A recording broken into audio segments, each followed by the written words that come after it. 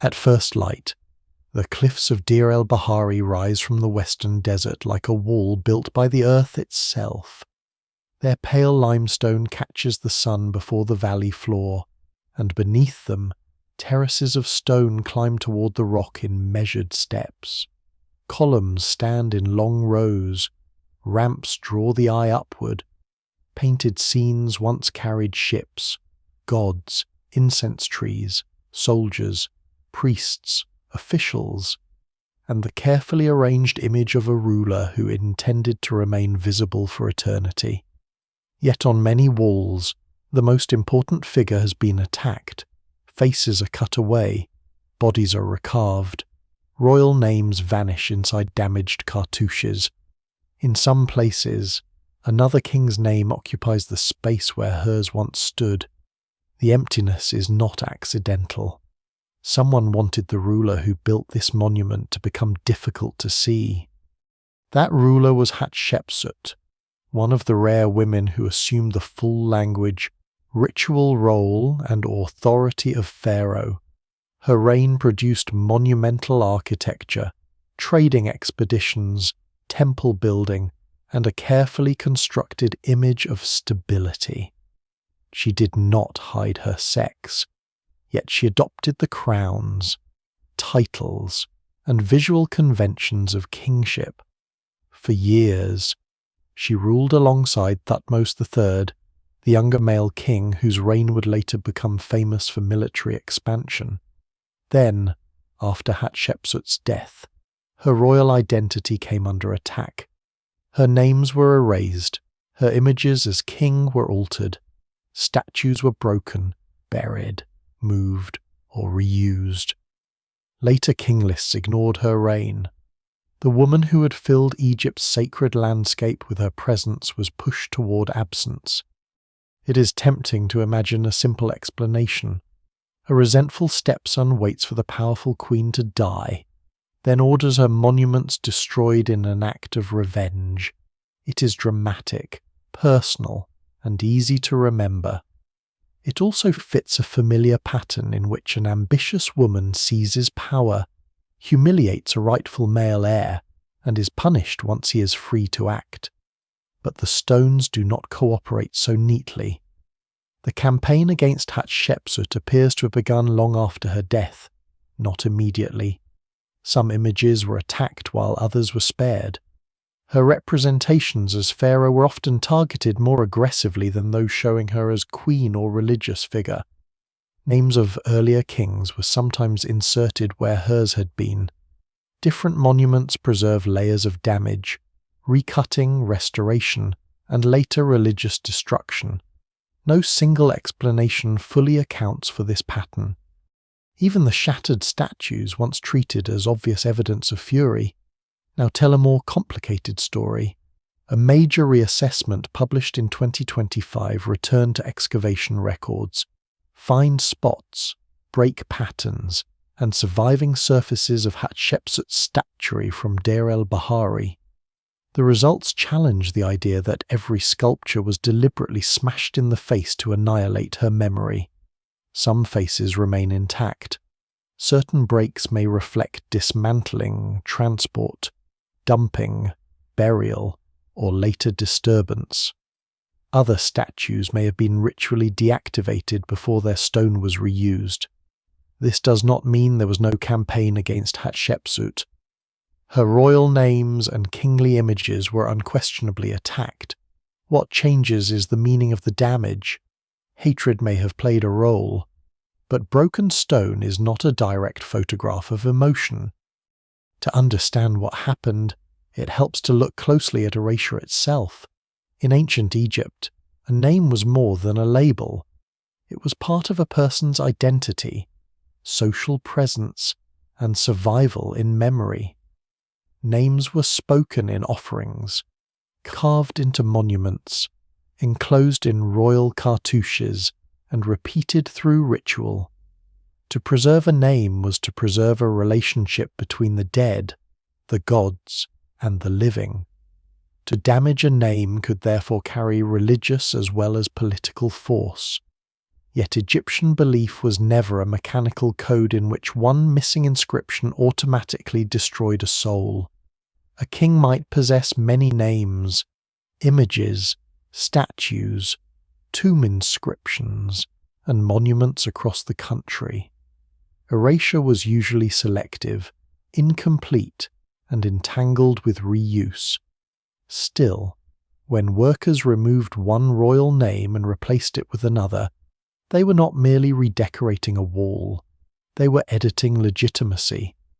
The surviving marks at Deir el-Bahari show how deliberate the editing could be. A chisel does not erase cleanly. It leaves rough depressions, broken outlines, interrupted scenes, and mismatched surfaces. Later restorers may fill the gap. Another ruler's cartouche may be cut into the damaged field. A god's image may be repaired while Hatshepsut's remains absent. Decades later, agents of Akhenaten may attack the name of Amun on the same wall, adding another layer of destruction. After the Amarna period, restorers may recarve the god but ignore the vanished queen. What appears to be one ruined relief can preserve several political and religious decisions separated by decades or centuries. Archaeologists must read the wall like a document written, censored, corrected, and overwritten by different hands. This layered evidence matters because Hatshepsut was not erased everywhere in the same way. Some royal monuments suffered extensive alteration, while other traces survived in overlooked corners, buried foundations, reused blocks, or inscriptions too difficult to reach. Her great temple itself was never reduced to nothing. Its terraces endured, though its decoration was repeatedly changed. Statues of the king were thrown into pits near the building, where excavation later recovered fragments large enough to reconstruct imposing figures. The destruction that once seemed to guarantee oblivion instead protected pieces beneath the ground. Broken heads, torsos, throne bases, and inscribed fragments became witnesses. The attempt to remove her produced an archaeological signature of removal. Before we go deeper, take a moment to like the video and subscribe, if this is the kind of history and mystery you enjoy. The story ahead is not simply about a woman who ruled Egypt, nor only about the man who may have ordered her name cut from stone. It is about how a state manufactures an acceptable past. It is about the difference between destroying an object and changing what that object means. It is about why a later generation might tolerate Hatshepsut as daughter, queen, or priestly figure, yet reject the memory of Hatshepsut as king. And it is about the strange failure built into every act of official forgetting. Erasure leaves edges. Those edges are still visible beneath the cliffs. In the morning light, the damaged cartouches do not look silent. They announce that something once occupied the space. A smooth wall might tell no story, but a hacked name forces the eye to pause. It asks who was removed, who benefited, and why the removal came only after years had passed. To answer, the story must move back before the chisels, before the buried statues, and before Hatshepsut appeared in the regalia of a pharaoh. It begins inside a royal family whose marriages, deaths, divine claims, and fragile succession created the opening through which one of Egypt's most remarkable rulers would step. The opening that allowed Hatshepsut to become king did not appear suddenly. It formed inside the 18th dynasty, where royal blood, temple authority, marriage, and succession were connected but never predictable. Egypt had emerged from foreign rule and division with a ruling house presenting itself as the restorer of order. The kings of this dynasty pushed south into Nubia, campaigned into Western Asia, enriched temples, and tied their legitimacy closely to Amun of Thebes. Hatshepsut was born near the center of that world, where every family relationship carried political weight. Her father was Thutmose I, or a ruler of uncertain parentage who rose to the throne through circumstances scholars still debate. His legitimacy may have been strengthened by marriage to Queen Ahmose, Hatshepsut's mother. Royal inscriptions later presented the family with the confidence of divine order, but dynastic reality was less tidy. Kings could be born to secondary wives. Heirs could die before accession. Marriages within the royal family could reinforce claims without following rigid law. What survives suggests that Hatshepsut grew up in a court where status depended on lineage, ritual rank, proximity to the king, and the ability to embody continuity. As a king's daughter, she would have been surrounded by the machinery of royal life. The palace was not merely a residence. It was an institution filled with administrators, tutors, scribes, priests, attendants, craftsmen, and officials whose careers depended on access to the throne. Hatshepsut would have learned the language of ceremony, early processions, offerings, temple festivals, royal appearances, and divine kingship. She was not educated as a future pharaoh, yet her position gave her unusual familiarity with the symbols and routines that later made her transformation possible.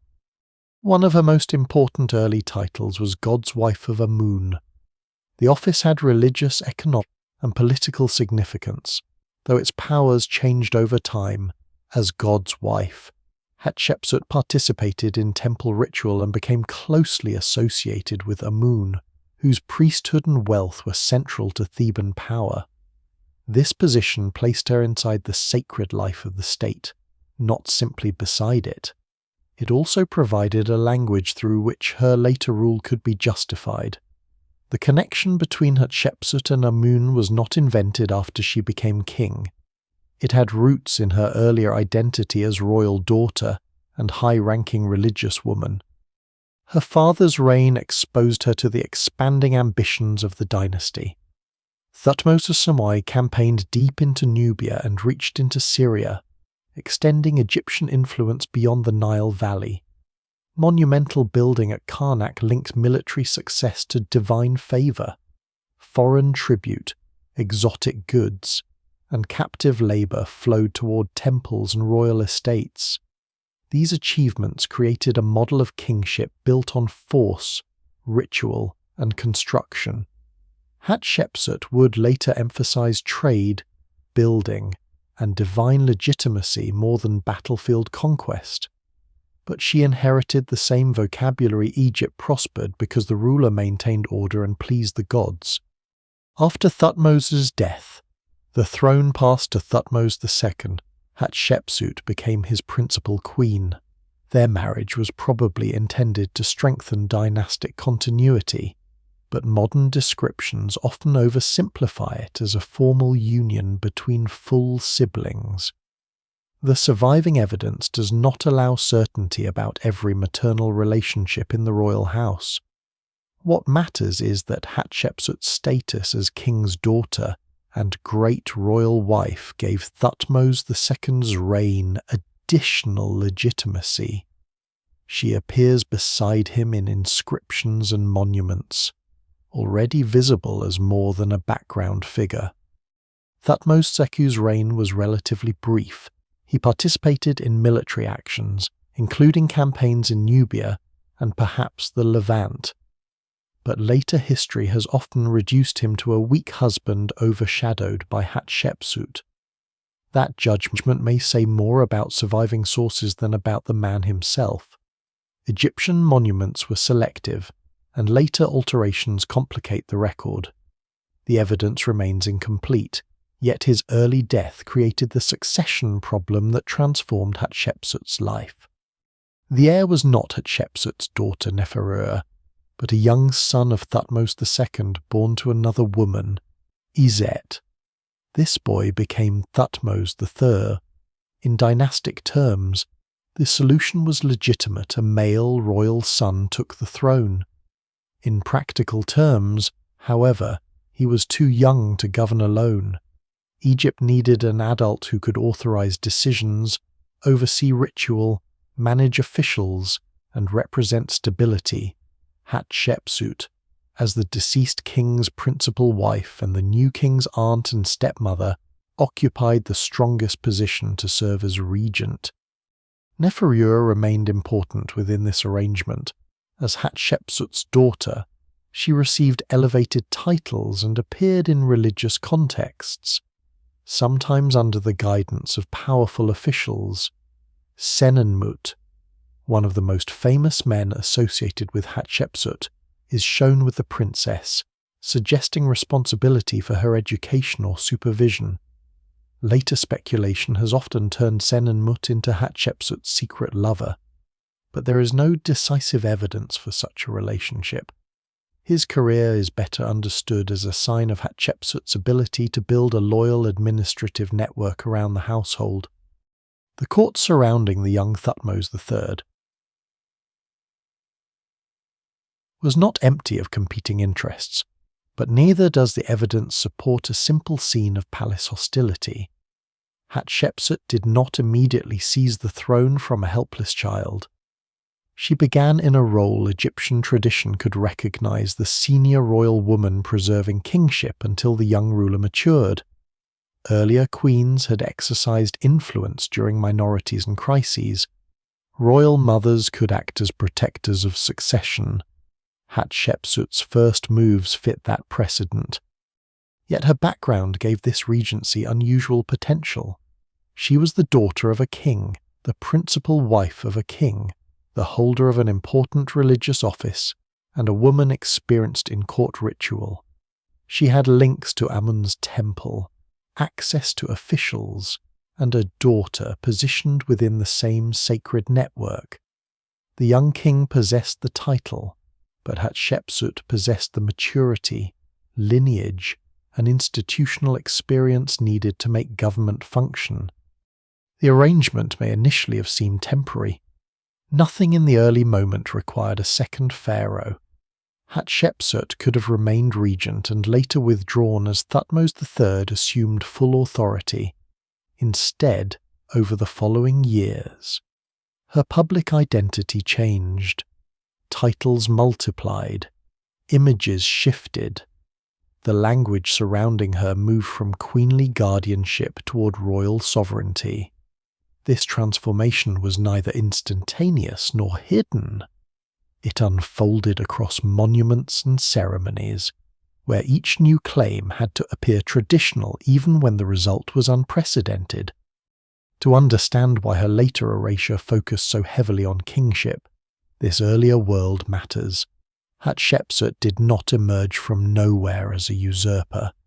She was shaped by the dynasty that later tried to revise her place within it.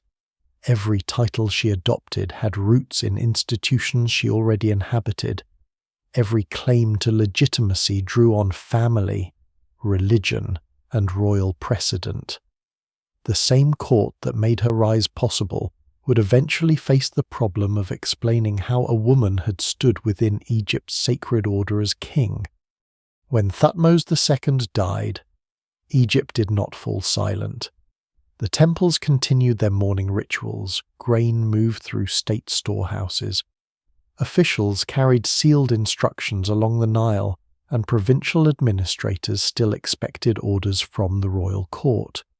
Yet at the center of this system stood a child king. Thutmose III held the throne with divine status, but he could not direct the machinery of government. Hatshepsut stepped into that gap as regent, not by abolishing the boy's kingship, but by making it functional.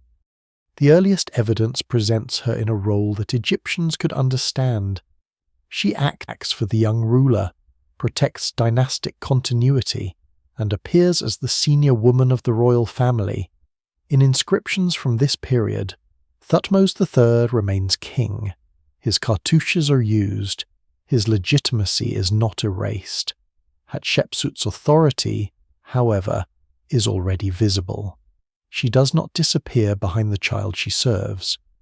She stands before officials, participates in temple affairs, and speaks with the weight of a figure whose decisions carried royal force. Regency was not an invented office with a fixed legal handbook. Egyptian kingship depended on ritual performance and practical control, and when a ruler was too young, senior royal women could exercise substantial authority. Hatshepsut had every necessary qualification. She was the daughter of Thutmose III, the great royal wife of Thutmose II, God's wife of Amun, and the most experienced adult within the royal household. Her position joined bloodline, religion, and administration at a moment when all three were needed. The court around her included men whose careers would become closely associated with her rise. Senenmut, already connected to Princess Neferu, advanced through a series of titles. Hapsneb became High Priest of Amun. Other officials supervised building works, treasuries, estates, and expeditions. Their service does not prove that Hatshepsut assembled a secret faction against Thutmose III. Egyptian officials commonly served the reigning order as it existed. What their careers show is that the regent had enough authority to promote trusted administrators and direct programs. Her daughter Neferu also occupied a prominent place. She appears in scenes and inscriptions with religious titles, sometimes performing roles that echoed those once held by Hatshepsut herself. Scholars still debate whether Hatshepsut intended Neferu for an even greater political future. The evidence does not establish that the princess was being prepared to replace Thutmose III, and prominence can easily be mistaken for conspiracy. Still, Neferu's visibility strengthened the female branch of the dynasty and reinforced Hatshepsut's sacred standing. In these early years, Hatshepsut's public language begins to expand. She is no longer only a widow preserving another person's throne. Some inscriptions describe her actions with phrases normally associated with sovereign command. She orders monuments, restores sanctuaries, and claims responsibility for correcting disorder. At Karnak, one text later, attributed to her, recalls damage or neglect that she says she repaired. Such declarations follow a familiar royal pattern. Every ruler presents the past as deficient, and the present reign as a restoration of Mat, the balance of the world. The power of this language is easy to miss because Egyptian kingship was not merely administrative. The ruler did not simply approve taxes or appoint officials. The king was the central ritual intermediary between humanity and the gods. Every temple scene in which the ruler offers wine, incense, bread, or flowers expresses the idea that divine order depends on royal action. A regent could manage government, but the sacred system still expected a king. Hatshepsut's growing involvement in that system brought her closer to a boundary that was both political, theological. Thutmose III, meanwhile, was not necessarily confined or mistreated. Later tradition made him one of Egypt's most successful kings, and his early upbringing must have prepared him for command, ritual, and administration. He may have been educated within the Temple of Amun or attached to court institutions where royal boys learned the disciplines of rule. The evidence remains incomplete, but nothing securely demonstrates that Hatshepsut imprisoned him, stripped him of royal status, or kept him hidden from public life. His name continued to appear, and monuments could present both rulers together. That coexistence is one of the strangest features of the story. Hatshepsut's rise did not require Thutmose III to vanish. Egypt could represent more than one royal person at once. Although the relationship was unequal, the young king possessed hereditary legitimacy. Hatshepsut possessed effective command.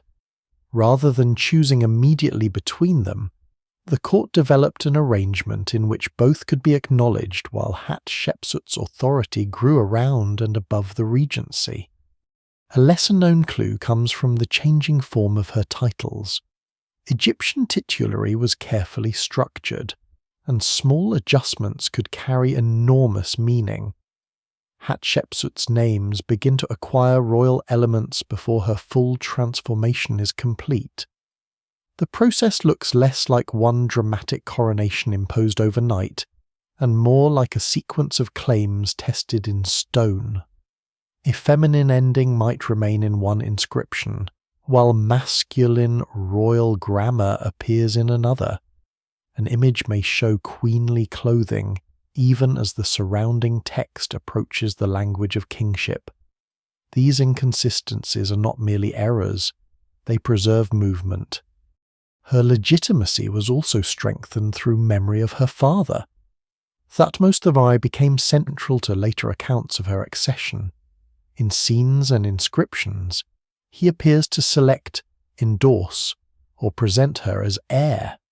How much of this reflects actual events, and how much was constructed after Hatshepsut became king remains disputed. Royal monuments were not neutral records. They explained why the present order had always been destined. By placing her father behind her claim, Hatshepsut anchored innovation in ancestry. Amun provided an even more powerful foundation. Oracles, processions, and temple theology could present the god as choosing the ruler. The god's bark, carried by priests, moved through sacred spaces while its motions were interpreted as divine decisions. Hatshepsut would later use this religious framework with skill, but the roots of that strategy belong to her regency. As God's wife and royal daughter, she already stood close to the cult that could transform political necessity into sacred approval. Years passed, and the temporary arrangements ceased to look temporary. Hatshepsut commissioned works, rewarded officials, and occupied ceremonial space with increasing confidence. The child beside her grew older, yet her authority did not recede. Instead, it became more formal, visible, and harder to contain within the ordinary language of a queen acting on behalf of a boy. The decisive change was approaching, but it had not yet fully arrived. For the moment, Hatshepsut still governed through the logic of protection. She preserved the dynasty, served the gods, and maintained order until the rightful king could rule. Beneath that familiar explanation, another identity was taking shape. The regent was beginning to speak, build, and appear as though Egypt did not merely need her to guard the throne. It needed her to occupy it. The boundary between regent and king was not a doorway Hatshepsut crossed in a single public moment. It was more like a line drawn repeatedly, then stepped over by degrees. During the first years after Thutmose III's death, she could still be understood as the senior royal woman acting for Thutmose III. By roughly the 7th year of the young king's reign, however, inscriptions and images begin to present her with the full machinery of pharaonic identity. She receives a throne name, Matkare. Her birth name, Hatshepsut, is enclosed in a royal cartouche. She appears beneath the double crown, holds the crook and flail, and performs rituals reserved for a king. Yet Thutmose III remains present. Egypt did not replace one ruler with another.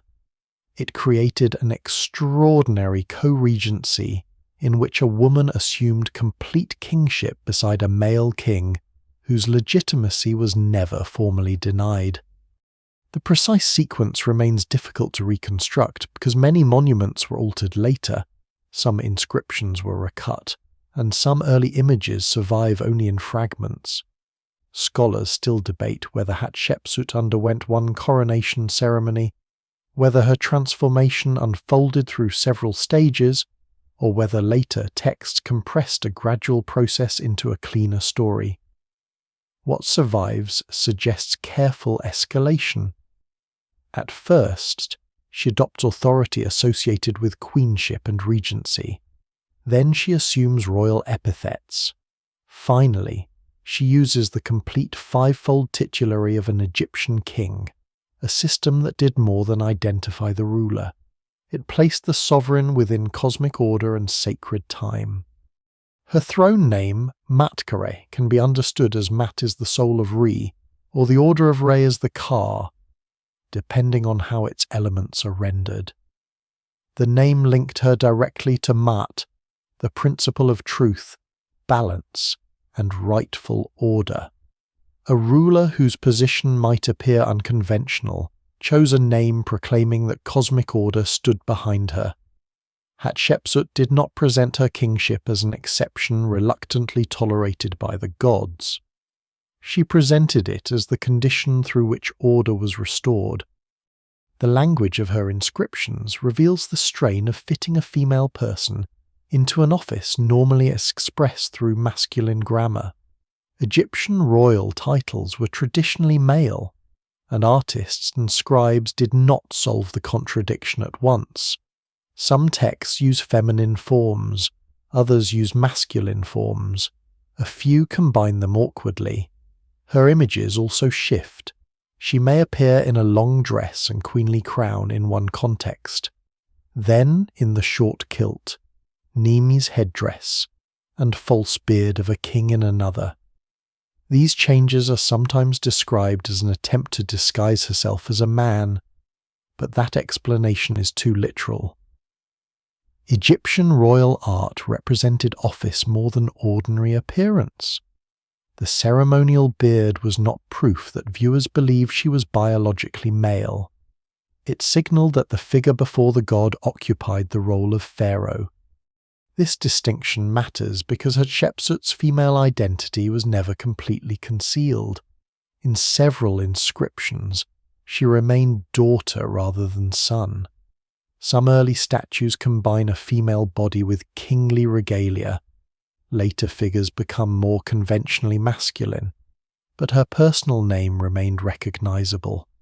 Officials who served her had lived through her years as queen and regent. The transformation was not a deception aimed at fooling Egypt. It was a visual and theological solution to a deeper problem: the body was female, while kingship possessed a traditionally male form.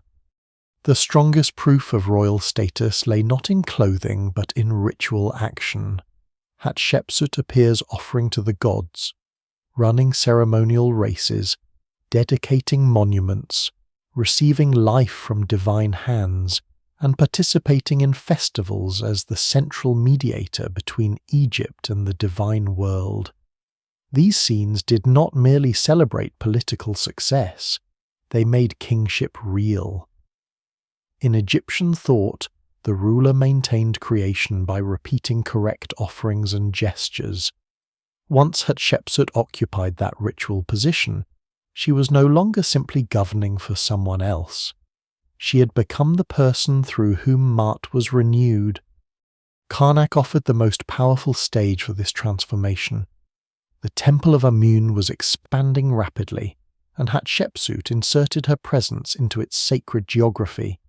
She commissioned obelisks, gateways, chapels, and ceremonial structures. One pair of obelisks, carved from granite at Aswan, was raised within the precinct and covered with inscriptions proclaiming devotion to Amun. Quarrying, transport, polishing, and erection required enormous coordination. Hatshepsut later claimed that the work was completed with remarkable speed. Whether the stated timetable is exact remains uncertain, but the message was clear: only a ruler with divine favor and command of Egypt's resources could raise stone needles toward the sun. Her red chapel at Karnak, built as a shrine for the sacred bark of Amun, provides another glimpse of shared kingship. Reliefs show Hatshepsut and Thutmose III within the same ceremonial world. Their appearances do not always indicate equal power, yet the younger king is not erased. He performs rituals, bears royal titles, and remains part of the divine order. This is why the common image of Hatshepsut stealing the throne and imprisoning its rightful owner is misleading. She expanded her authority dramatically, but she did so while preserving the existence of a second king. Egypt had no constitutional rule stating that only one pharaoh could exist. Co-regencies, whether formally planned or retrospectively claimed, were familiar within royal tradition. Two rulers could embody continuity, divide ceremonial responsibilities, and secure succession. Yet Hatshepsut's case was unusual because the senior partner was a woman whose claim derived partly from her relationship to the junior male king. Her authority was strongest precisely because Thutmose III remained legitimate. Removing him might have destabilized the dynasty she claimed to protect. There may also have been limits to what monuments reveal. Court politics, disagreements, and personal tensions leave faint traces compared with temples and statues. No surviving inscription records a debate over whether Hatshepsut should become king. No document describes Thutmose III as private reaction. Silence cannot prove harmony, it only prevents certainty. What can be said is that the co-regency endured for years, long enough to require cooperation from priests, administrators, military officials, and provincial elites. Kingship on this scale could not rest on costume alone. By adopting the complete identity of Pharaoh, Hatshepsut transformed a temporary regency into a durable political order. She did not abolish the young king, but neither did she withdraw as he matured. Instead, she stood before Egypt as Matkari, chosen by Amun, daughter of Thutmose III, builder of monuments and performer of royal ritual. The boundary had been crossed so carefully that innovation appeared wrapped in tradition. Yet the success of that transformation created the problem later rulers would try to solve. Hatshepsut had not merely exercised power, she had entered the sacred sequence of kings, and once her name was carved there, removing it would require more than forgetting. Hatshepsut's kingship had to be seen before it could be accepted in temples, statues, processional routes, and ceremonial spaces. Royal authority was communicated through posture, clothing, scale, and divine proximity. A king could be recognized before a cartouche was read. The body stood upright, 1 foot advanced, shoulders squared, gaze fixed beyond ordinary time. Crowns, staffs, beards, and kilts did not simply decorate the ruler. They announced that the figure occupied an office older than any individual life. For Hatshepsut, this visual language offered both a solution and a danger. It allowed a woman to inhabit kingship, but only by entering a system designed around male forms. Her earliest representations do not immediately abandon femininity. Some statues show a clearly female body wearing royal garments. The chest and waist are modelled with feminine proportions, while the head carries the Nemes headdress of a king. In other images, Hatshepsut wears the long dress associated with queens but also bears royal insignia. These combinations can seem contradictory to modern eyes, yet they reveal experimentation. Artists were testing how to represent a person whose sex remained known while her office had changed.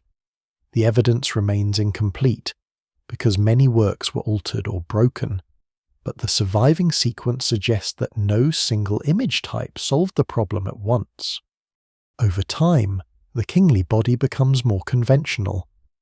Hatshepsut appears with broad shoulders, a flat chest, a short kilt, and the ceremonial false beard.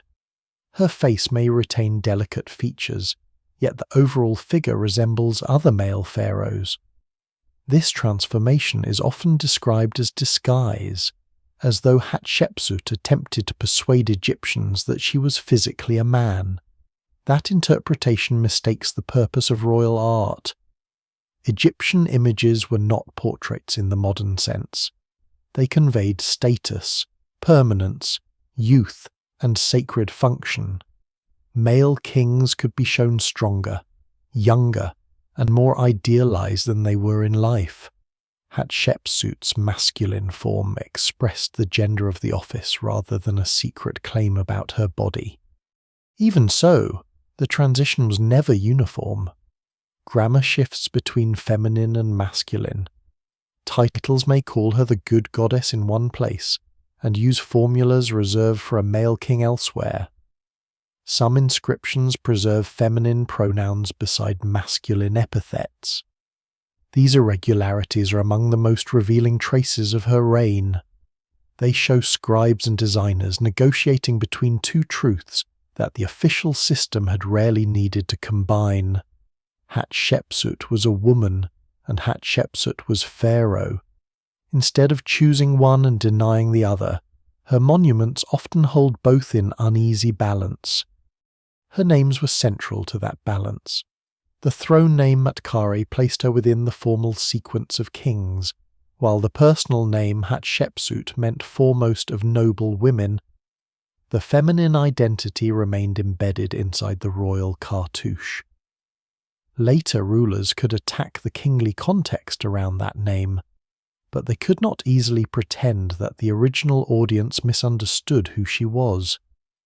The royal image was therefore not concealment.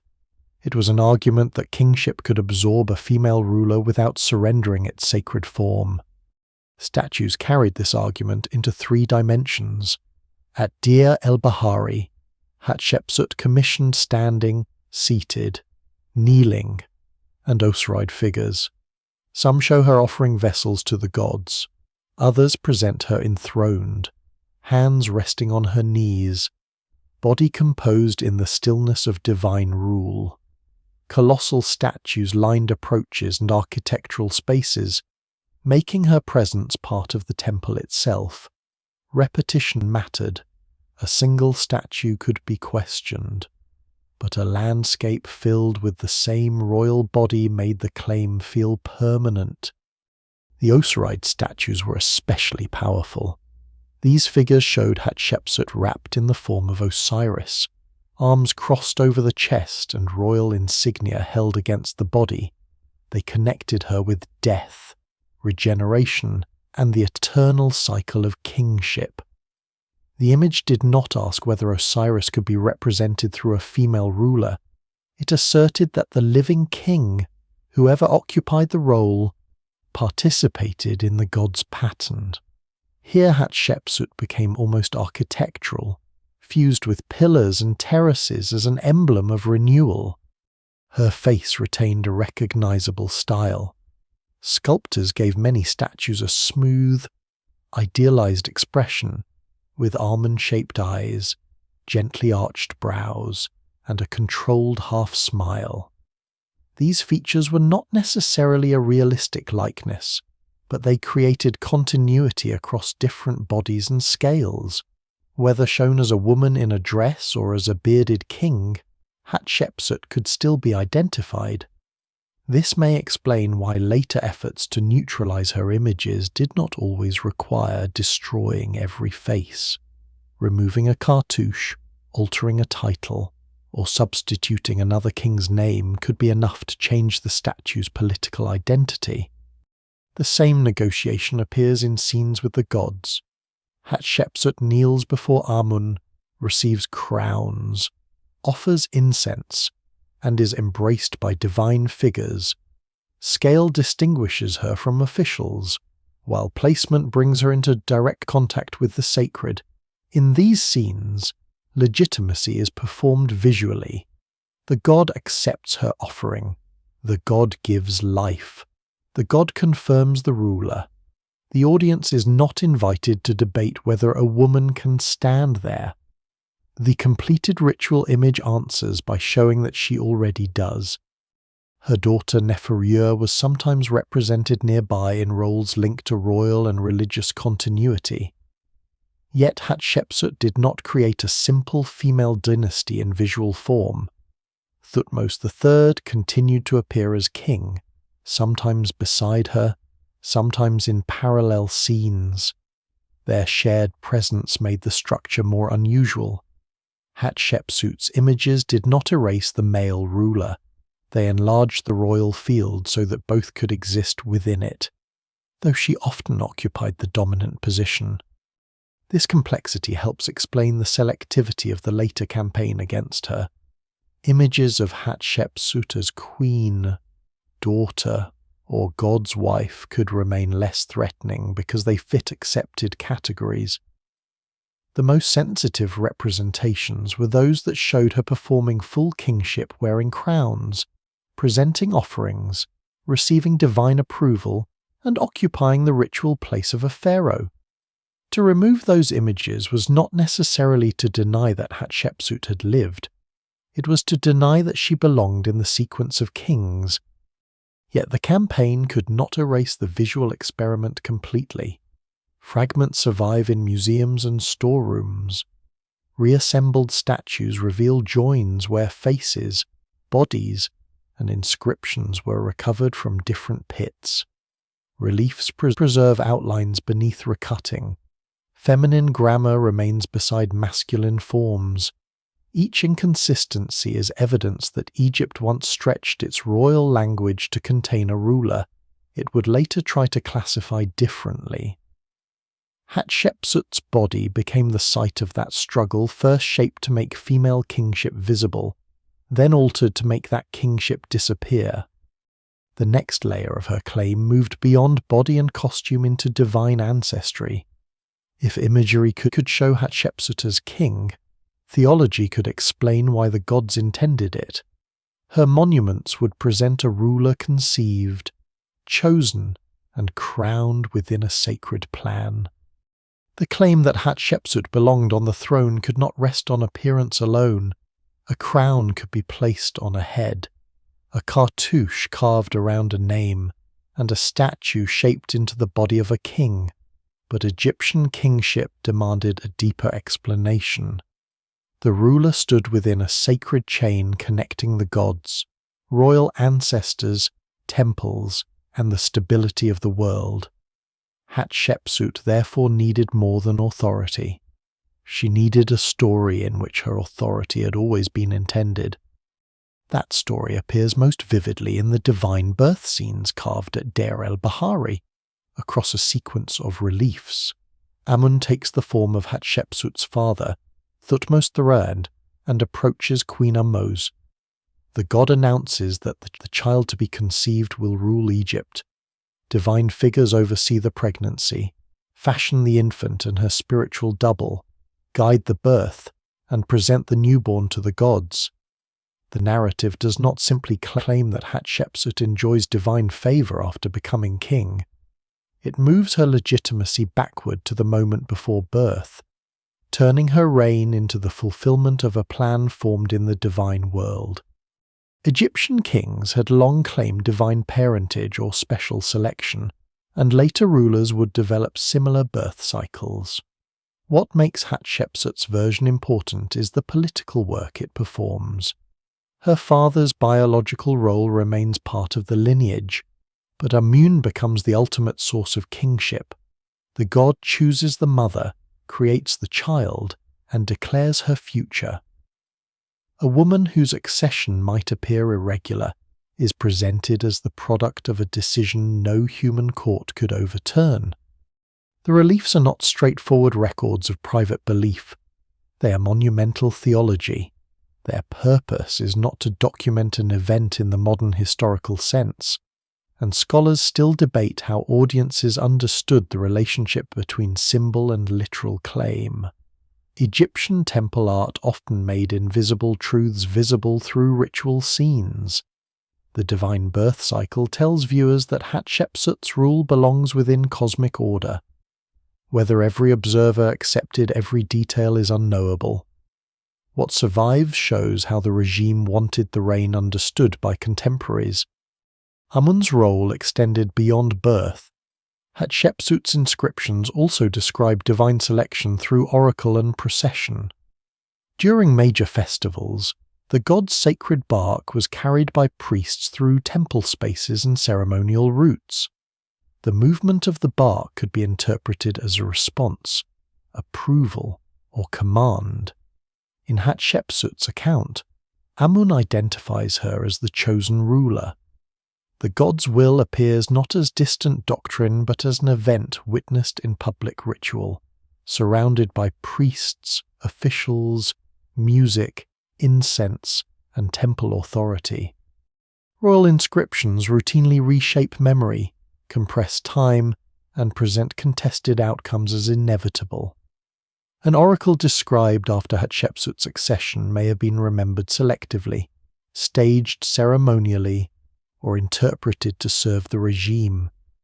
Yet this does not make the event meaningless. In a society where divine consultation was woven into governance, an oracle could transform political change into sacred confirmation.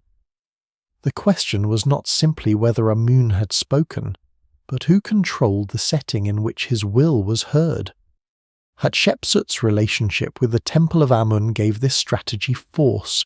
As God's wife, royal daughter, regent, and later king. She had occupied religious roles before claiming sovereignty. She invested heavily in Karnak, raised obelisks, built chapels, restored sanctuaries, and filled temple walls with images of service to the god. These acts tied royal generosity to divine approval. The temple benefited materially and symbolically from her reign, while Hatshepsut benefited from the authority of Egypt's most powerful cult. Reality was probably more complex. Temples were not independent political parties, and the priesthood of Amun was integrated into the state. High officials often held administrative and religious offices. Royal building programs employed networks of labor, transport, quarrying, accounting, and craft production. Support for Hatshepsut may have reflected dynastic loyalty, institutional advantage, theological conviction, practical necessity, or all at once. Her claim also drew strength from Thutmose III at Deir el-Bahari. Scenes present her father as recognizing and promoting her. In one sequence, he appears before the court and identifies Hatshepsut as his successor. Whether such a designation occurred exactly as described cannot be confirmed. The scene was carved after she became king and serves her legitimacy too perfectly to be neutral testimony. Still, invoking Thutmose was powerful. It connected Hatshepsut to a successful ruler and allowed her to portray her accession not as a break in the dynasty, but as the completion of her father's intention. The combination of divine father and royal father solved two problems at once. Amun gave cosmic legitimacy. Thutmose gave dynastic legitimacy. Together they surrounded her kingship with ancestry above and below. The claim was not that Hatshepsut seized power because circumstances allowed it. The claim was that gods and kings had prepared the path long before Thutmose II died, and Thutmose III became a child ruler. Ceremony made that path visible. Coronation rituals, crown presentations, purification scenes, and offerings placed Hatshepsut within the repeated actions through which each pharaoh entered an eternal pattern. In Egyptian ideology, repetition created legitimacy. A ruler was acceptable because the ruler reenacted what had always sustained creation. Hatshepsut's monuments therefore avoided presenting female kingship as an experiment. They submerged novelty beneath ancient forms. This is one reason her later erasure had to be selective. To attack Hatshepsut's royal image was also to confront scenes in which Amun chose her. Thutmose I endorsed her, and the gods accepted her offerings. Later editors could remove her name, substitute another ruler, or recarve a figure, but the surrounding theology often remained. The divine world could not be demolished whenever a human succession became inconvenient. Memory had to be revised without appearing to damage sacred order. A lesser-known detail reveals how material and theology met. Obelisks dedicated by Hatshepsut at Karnak proclaimed that she acted for Amun with a sincere heart. Later construction enclosed some of these monuments within walls, limiting their visibility without destroying them. Whether concealment resulted from hostility, architectural change, or both remains debated, yet the result is symbolic. The king's words survived inside the temple, even when later builders tried to control how they could be seen. Hatshepsut's divine birth and selection were not decorative additions to a political career. They formed the intellectual architecture of her reign. They explained why a daughter could become king, why a regent could remain sovereign, and why the gods accepted a body that did not match the usual royal pattern. Once that explanation was carved into the temple, the reign became harder to dismiss as an accident. The woman on the throne was no longer merely Hatshepsut. She was Matkare, child of Amun, chosen by the god, heir of Thutmose III, and guardian of the order her successors would later try to rewrite. The theology of Hatshepsut's kingship did not remain confined to inscriptions. It was built into stone, labour, ritual, and movement at Djeser, her mortuary temple at Deir el-Bahari. The name means Holy of Holies, and the building was designed to turn the cliff itself into part of the royal message. Long terraces rose one above another, connected by central ramps and bordered by colonnades, gardens, pools, trees, painted reliefs, and processional spaces transformed the desert edge into an ordered sacred landscape. The temple did not merely commemorate Hatshepsut after death. It was an active institution where her kingship, divine relationships, and place among royal ancestors could be renewed through ceremony. The site stood beside the older mortuary temple of Mentuhotep II, the Middle Kingdom ruler who had reunited Egypt earlier.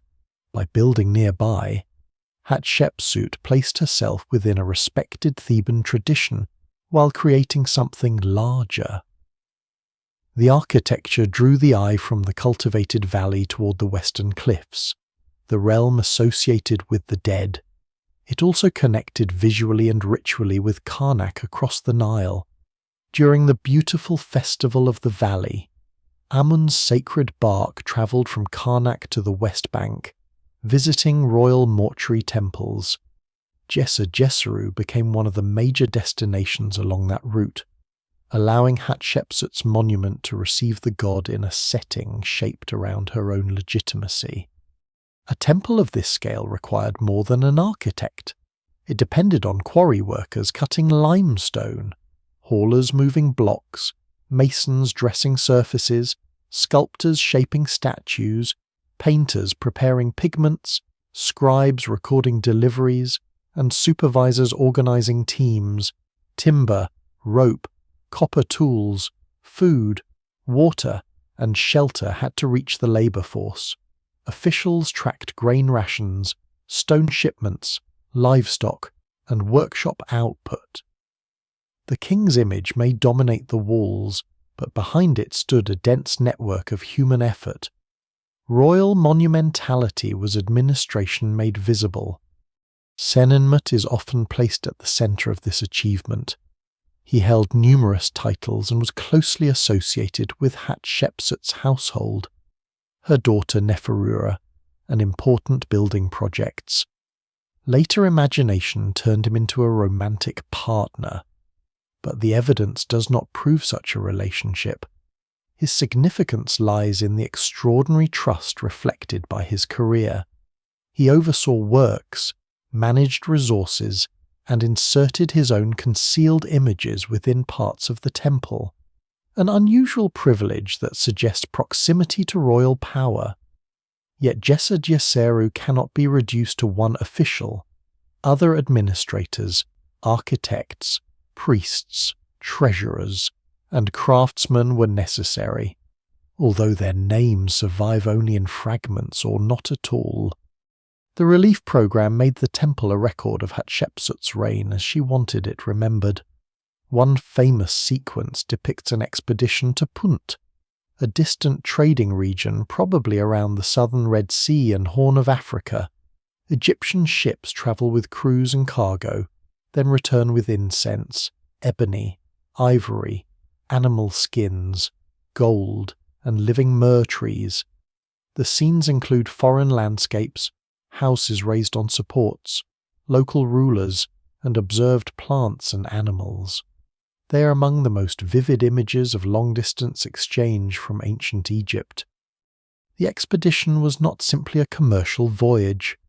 Incense was essential to temple ritual, and bringing myrrh trees to Egypt allowed Hatshepsut to present herself as restoring access to a sacred land favored by the gods. The reliefs emphasize divine command and successful return. They also reveal the practical reach of the state. Ships had to be built or assembled, crews provisioned, routes understood, and goods transported from the Red Sea to the Nile. Scholars still debate the exact location of Punt and the details of the route, but the expedition demonstrates that Hatshepsut's reign was connected to regions far beyond the temple walls. Other scenes present the transport and erection of obelisks, reinforcing the same message. Massive granite monuments were cut at Aswan, loaded onto barges, moved north, and raised at Karnak. The reliefs turn engineering into royal devotion. Workers and vessels appear as parts of an ordered system directed by the king and dedicated to Amun. Such projects consumed resources, but they also created employment, distributed rations, strengthened institutional ties, and displayed the ability of the court to coordinate distant regions. Daily life around the temple would have been less ceremonial than its walls suggest. Priests performed offerings, purified sacred spaces, maintained cult objects, and recited ritual texts. Bakers, brewers, gardeners, herders, fishermen, and farmers supplied the estates that sustained the institution. Linen had to be woven and washed. Oil, wine, bread, meat, vegetables, and incense entered storerooms and left again as offerings or rations. Guards controlled access. Scribes counted what passed through. Craftsmen repaired doors, furniture, statues, and painted surfaces. The temple was a sacred house, but also an economic organism. Its festivals altered the rhythm of ordinary work. Processions brought priests, officials, musicians, dancers, soldiers, boat crews, and spectators into shared movement. Sacred barks emerged from enclosed sanctuaries. Incense thickened the air. Drums, clapping, and chants mark the passage of the god. Food and drink may have been distributed widely during celebrations. Hatshepsut's image appeared throughout the route, linking the ruler to collective experience. These events allowed kingship to be encountered not only as distant command but as spectacle, sound, smell, and procession. The court that sustained this world was not a single palace gathering. It was a web extending through temples, estates, quarries, ports, workshops, and provincial offices. High officials translated royal intentions into orders. Local administrators gathered resources. Scribes turned movement into accounts. Laborers and artisans turned accounts into buildings. Priests turned buildings into functioning sacred spaces. Hatshepsut's success depended on keeping these networks loyal and productive for years. What survives at Deir el-Bahari suggests considerable stability. The temple was not the monument of a ruler barely holding power through fear. It reflects planning, continuity, technical skill, and access to immense resources. This does not prove that every official welcomed female kingship or that no tensions existed.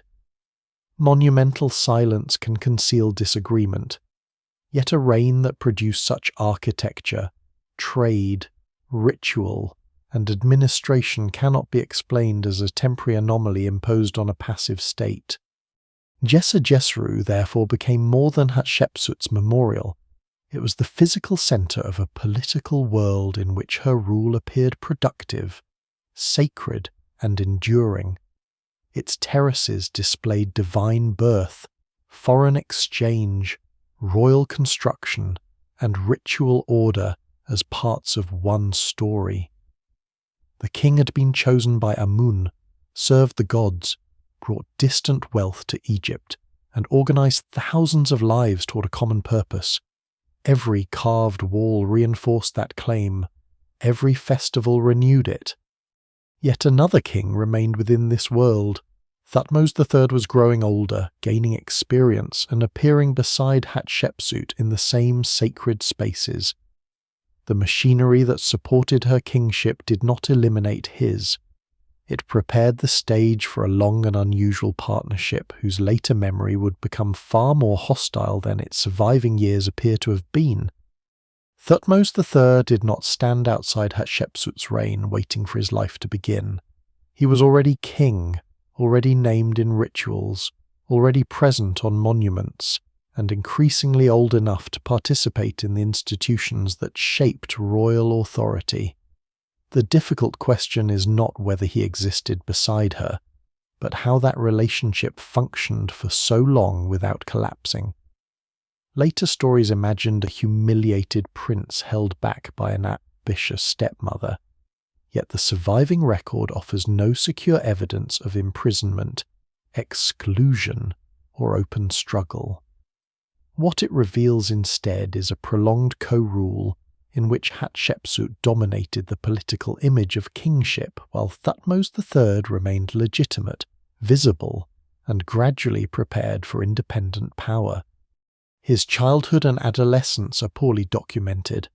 Egyptian royal education rarely survives in detail, and the later greatness of his reign tempts historians to fill the silence with dramatic scenes. He may have been trained in courtly administration, temple ritual, military skills, hunting, chariotry, and the reading of formal texts. A famous later inscription presents him as serving within the temple of Amun before the gods selected him through an oracle. But this account was composed after Hatshepsut's death and may reshape memory to emphasize his divine legitimacy. Even so, it suggests that temple life formed part of his early public identity. Military experience probably developed during the co-regency, although the evidence is incomplete. Egypt maintained garrisons, controlled Nubian territories, and protected interests in the Levant throughout these years. Officials and commanders continued their work regardless of the unusual arrangement at court. Thutmose III may have accompanied campaigns or received training from senior officers, but no surviving record allows a continuous biography. His later mastery of logistics and warfare did not emerge from nothing. The co-regency likely gave him access to the administrative and military networks he would eventually command. Hatshepsut's monuments do not consistently hide him. At Karnak and Deir el-Bahari, he can appear beside her in ritual scenes, bearing royal crowns and offering to the gods. Sometimes Hatshepsut occupies the more prominent position. Sometimes the two rulers are arranged in parallel. The visual hierarchy confirms her senior authority, but the inclusion of Thutmose III is crucial. A usurper determined to eliminate a rival would have had little reason to preserve his cartouches, titles, and sacred role across major monuments. Her kingship depended partly on continuity with him, and his legitimacy was never formally cancelled. This arrangement may have been practical as well as ideological. Hatshepsut possessed maturity, dynastic status, and established relationships with powerful officials. Thutmose III possessed an uncontested male claim through Thutmose II. Together they offered stability after a fragile succession. Hatshepsut could direct government while the younger king matured, and the continued presence of Thutmose III reduced the risk that her rule would appear to create a completely new dynasty. The system was unusual, but it served the interests of both the royal house and the institutions that depended on predictable authority. Personal feeling remains almost inaccessible. Thutmose III may have admired, resented, feared, or simply adapted to Hatshepsut. Hatshepsut may have seen him as a partner, dependent, potential threat, or necessary heir. Ancient monuments rarely record such emotions, especially when royal ideology demanded harmony. Scholars still debate whether tensions can be inferred from later erasure, but actions taken decades afterward cannot safely be projected backward into private hostility. The evidence allows the possibility of conflict. It does not permit certainty. One lesser-known detail complicates the revenge story further. Several officials who served under Hatshepsut continued to hold office or receive honor after Thutmose III became sole ruler. Not every career was cut short, and the administrative system was not purged as though a hated regime had fallen. Some of Hatshepsut's monuments also remained functional. Her great temple continued to receive ritual attention, even as parts of her royal identity were later altered. This pattern suggests selective correction rather than immediate destruction of everything associated with her government. The army is often imagined as Thutmose III's independent base of power, set against Hatshepsut's alliance with Amun's priesthood. Reality was less divided. Military, temple, and palace elites overlapped through family, office, land-holding, and royal patronage. A commander might depend on temple estates for supplies, a priest could hold administrative titles, a royal official might supervise both construction and expeditions. Hatshepsut could not rule by temples alone, and Thutmose III could not build a future by the army alone. Both operated within the same interconnected state. Neferu's role also faded during the later co-regency. She disappears from the record before Hatshepsut's reign ends, and her death is often assumed, though the precise circumstances remain uncertain. Her absence may have changed the internal balance of the royal household. Had she lived, she might have continued as God's wife of Amun, or entered another dynastic arrangement.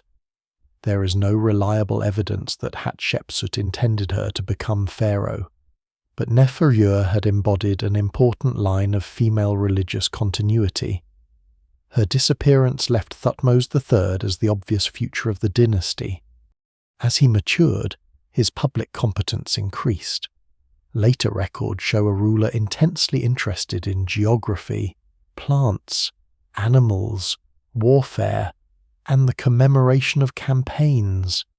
His so-called botanical garden at Karnak depicted foreign species brought from Syria, turning conquest into a catalogue of the wider world. Those achievements belong to his sole reign, but the habits behind them may have formed while Hatshepsut still ruled. He grew up in a court that valued expeditions, monument building, foreign goods, and the display of knowledge as royal power. The duration of the co-regency is itself evidence. Hatshepsut ruled as pharaoh for roughly 2 decades after Thutmose III's accession. A political arrangement sustained for that long required acceptance from administrators, priests, regional authorities, and military leaders. If Thutmose III possessed the ability and support to remove her earlier, no surviving evidence explains why he waited. If he lacked all power, his continuous royal presence becomes difficult to explain. The most cautious conclusion is that the two kings occupied different levels of authority within a functioning system neither was prepared, or perhaps able, to overturn. When Hatshepsut finally disappeared from the record, Thutmose III did not need to seize a throne that had never ceased to be his. He became the sole ruler of a state whose institutions, resources, and international ambitions had continued through the co-regency. His later campaigns would make him one of Egypt's most celebrated conquerors. Yet his first years of independent rule did not immediately begin with the destruction of Hatshepsut's memory. Her monuments remained, her images stood, and her name continued to occupy sacred space. That delay would become one of the strongest arguments against the old tale of instant revenge. For years, the former co-ruler was not yet treated as an enemy who had to be erased. Hatshepsut's death does not arrive in the record with the clarity of a royal announcement. No surviving inscription gives a precise account of her final days, and the circumstances of her burial remain tangled with later disturbance, reuse, and changing interpretations of the royal tombs in the Valley of the Kings. She seems to disappear from public life in the 22nd regnal year counted from Thutmose III's accession, around 1458 BCE. After years of shared kingship, Egypt continued under Thutmose III alone. The transition appears almost unnervingly quiet. For a court accustomed to celebrating royal victories and divine anniversaries, that silence is striking. It leaves no final speech, no documented confrontation, and no obvious moment when partnership turned into the struggle later generations imagined. There is no secure evidence of a coup, execution, or violent removal. Hatshepsut may have died from illness or age-related causes, but the surviving material cannot establish a definitive medical narrative. A mummy identified in 2007 as probably hers has been linked through dental evidence and family relationships. Yet the identification remains debated. Even if the body is Hatshepsut's, later movement and reburial complicate the story. What matters politically is that Thutmose III did not need to defeat her publicly. The senior ruler vanished, and the junior king inherited full control of a functioning state. His response was not immediate destruction. Hatshepsut's statues still stood, her cartouches remained visible, her temple at Deir el-Bahari continued to operate. Her name had not yet been systematically cut away from every scene of kingship. This interval is one of the most important facts in the entire mystery. If Thutmose III had spent decades nursing a simple personal hatred, an immediate campaign after her death would seem likely. Instead, the strongest phase of erasure appears to have begun much later, perhaps around 20 years into his sole reign. The dating is not exact, because ancient damage rarely comes with a written order attached. Archaeologists infer sequence from carving styles, replacement names, building phases, and the relationship between altered surfaces and later construction. Some changes clearly belong after Hatshepsut's death, while others may have occurred during renovations or under later kings. Yet the overall pattern suggests delay. Scholars still debate how long the interval lasted and whether the campaign unfolded in several stages. But the older image of instant revenge has become increasingly difficult to defend. During those intervening years, Thutmose III transformed Egypt's position abroad. Early in his sole reign, he campaigned into the Levant and fought the famous Battle of Megiddo. His inscriptions describe a coalition of rulers gathered against Egyptian authority and celebrate his decision to take the most dangerous route through the mountains. The account is royal propaganda as well as military record, but it reveals a king eager to define himself through conquest. Further campaigns followed, extending Egyptian power and securing tribute, hostages, and strategic control. This success changes the emotional logic of the revenge story. Thutmose III was not an insecure ruler struggling to escape Hatshepsut's shadow. By the time the major attacks on her memory began, he had accumulated victories, wealth, monuments, and an independent reputation. He had ruled alone for years. If he acted against her legacy, the motive may have been less about personal humiliation than about managing the future of the dynasty. The question of succession becomes especially important. Thutmose III's chosen heir, the future Amenhotep II, needed a clear and acceptable line of legitimacy. Hatshepsut's presence in the sequence of rulers created an awkward precedent. A woman had assumed full kingship between male sovereigns, while the legitimate male heir remained alive.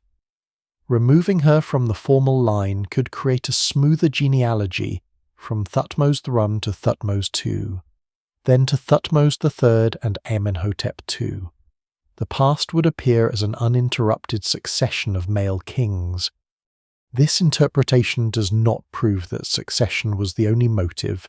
It does, however, explain the timing better than immediate anger.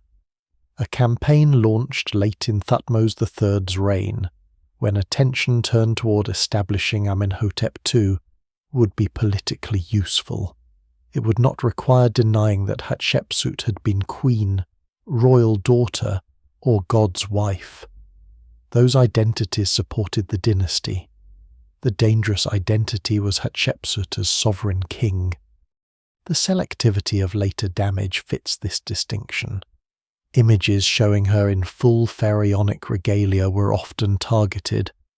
Cartouches containing royal names were removed or replaced. In some scenes, her figure was recut to represent another king, yet traces of her as queen or religious woman sometimes survived. This was not perfect or universal, and local circumstances varied. But the pattern suggests an effort to redefine her place rather than eliminate every memory of her existence. There may also have been practical reasons for waiting. Major alterations required labour, access, scaffolding, planning, and decisions about what should replace the damaged images. Temples were active, sacred environments, not abandoned walls available for casual vandalism. A royal name carved beside a god could not simply be hacked away without considering ritual consequences. Workers might preserve the divine figure, restore the god's name, and substitute an acceptable royal ancestor. Erasure had to be integrated into the living architecture of worship. The delay also warns against treating damaged monuments as a single event. Hatshepsut's name could be attacked under Thutmose III, altered again under Amenhotep II, damaged during Akhenaten's assault on Amun, restored after the Amarna period, and affected by later quarrying or collapse. A wall at Deir el-Bahari may therefore preserve several centuries of intervention. The absence visible today is the final result of a long history, not a frozen moment of one man's rage. What survives in the record suggests that Hatshepsut received some form of royal burial, though its original arrangement remains uncertain. She had prepared tomb KV-20 in the Valley of the Kings, possibly adapting a burial place associated with Thutmose I. The tomb's deep, curving corridors descend into the rock, an ambitious and difficult design. Whether both rulers were originally buried there, and when their remains were moved, remain subjects of debate. Thutmose III later provided a separate tomb for Thutmose III, which may reflect ritual reorganization rather than hostility toward Hatshepsut. The absence of immediate erasure does not mean peace endured indefinitely. At some point, policy changed. Hatshepsut's kingly presence, once tolerated within temples and monuments, became unacceptable to the official story of the dynasty. Craftsmen climbed scaffolds, entered chapels, and began the slow work of revision. They did not merely break images, they selected names, titles, bodies, and relationships for removal. The question is no longer whether Hatshepsut was attacked.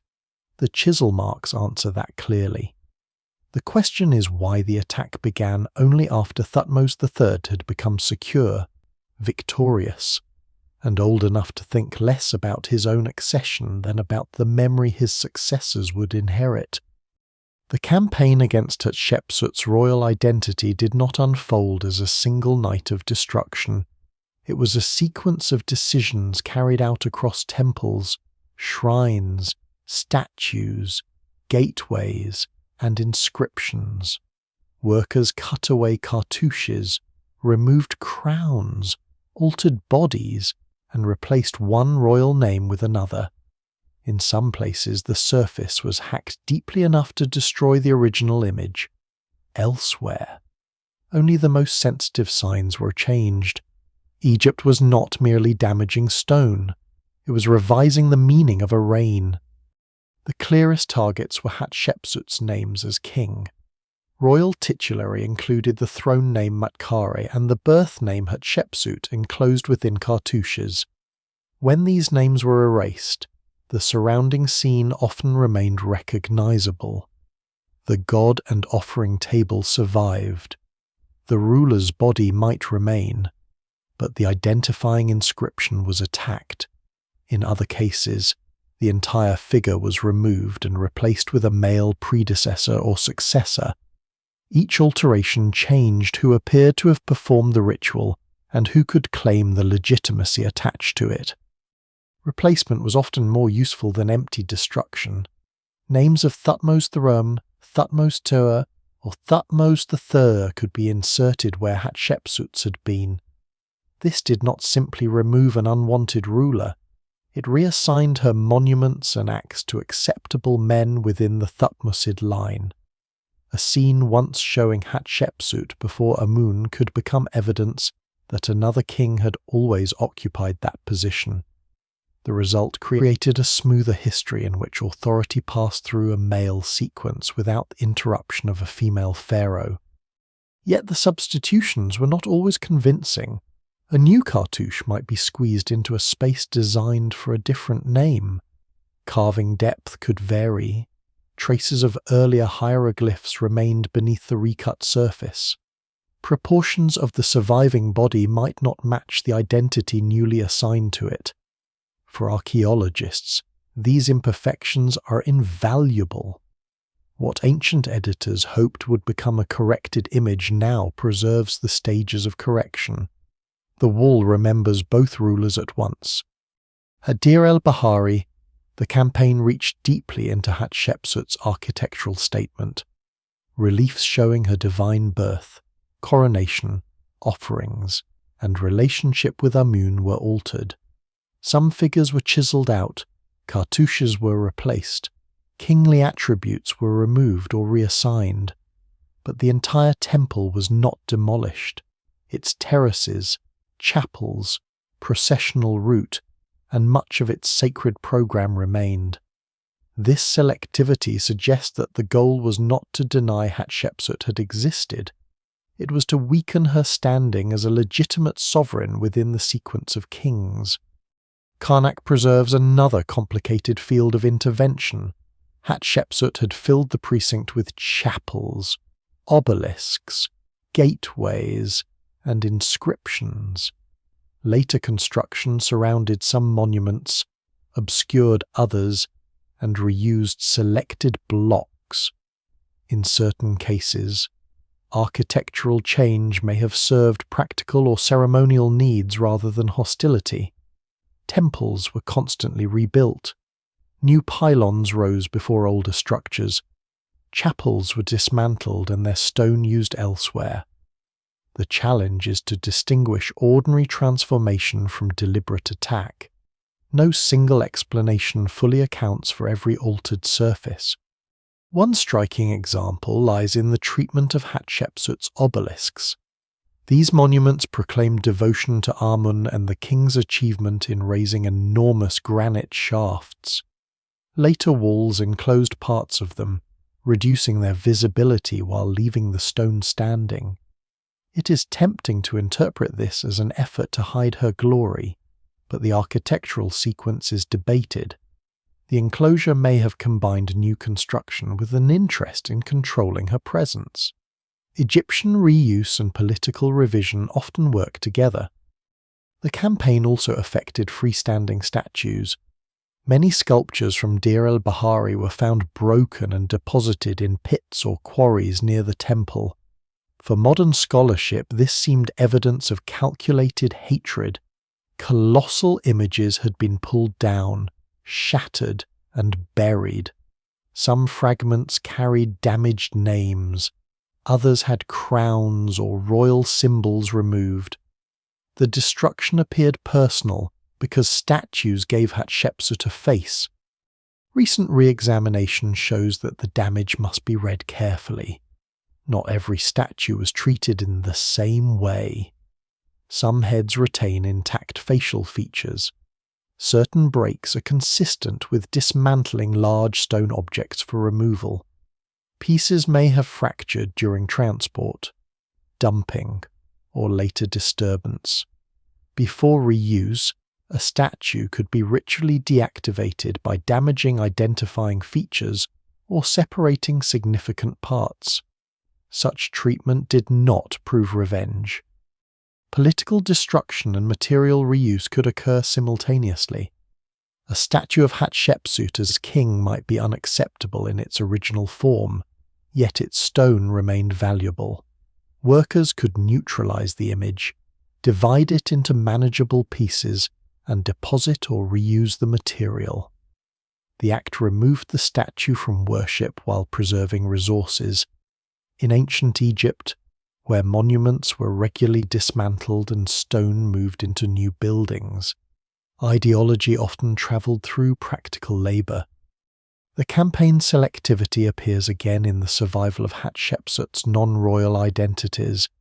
Images of her as queen, royal daughter, or God's wife of Amun were sometimes left untouched or treated less consistently. These roles did not challenge the preferred succession narrative. They could be absorbed into the dynasty as proper stages in a royal woman's life. What required correction was the moment when she crossed beyond those roles and stood as Pharaoh. The attack was directed not simply at Hatshepsut the person, but at her claim to belong among the kings. Even this pattern has exceptions.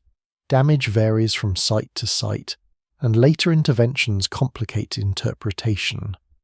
Under Akhenaten, agents attacked names and images of Amun, cutting through scenes already altered after Hatshepsut. Following the Amarna period, restorers repaired divine names while sometimes leaving Hatshepsut absent. Later quarrying, earthquakes, collapse, theft, excavation, and conservation added further changes. Archaeologists must separate each layer before assigning motive. The labour behind erasure was substantial. Craftsmen needed access to high walls, knowledge of hieroglyphs, and instructions about which signs to remove. Scaffolds had to be raised. Sacred spaces had to be entered.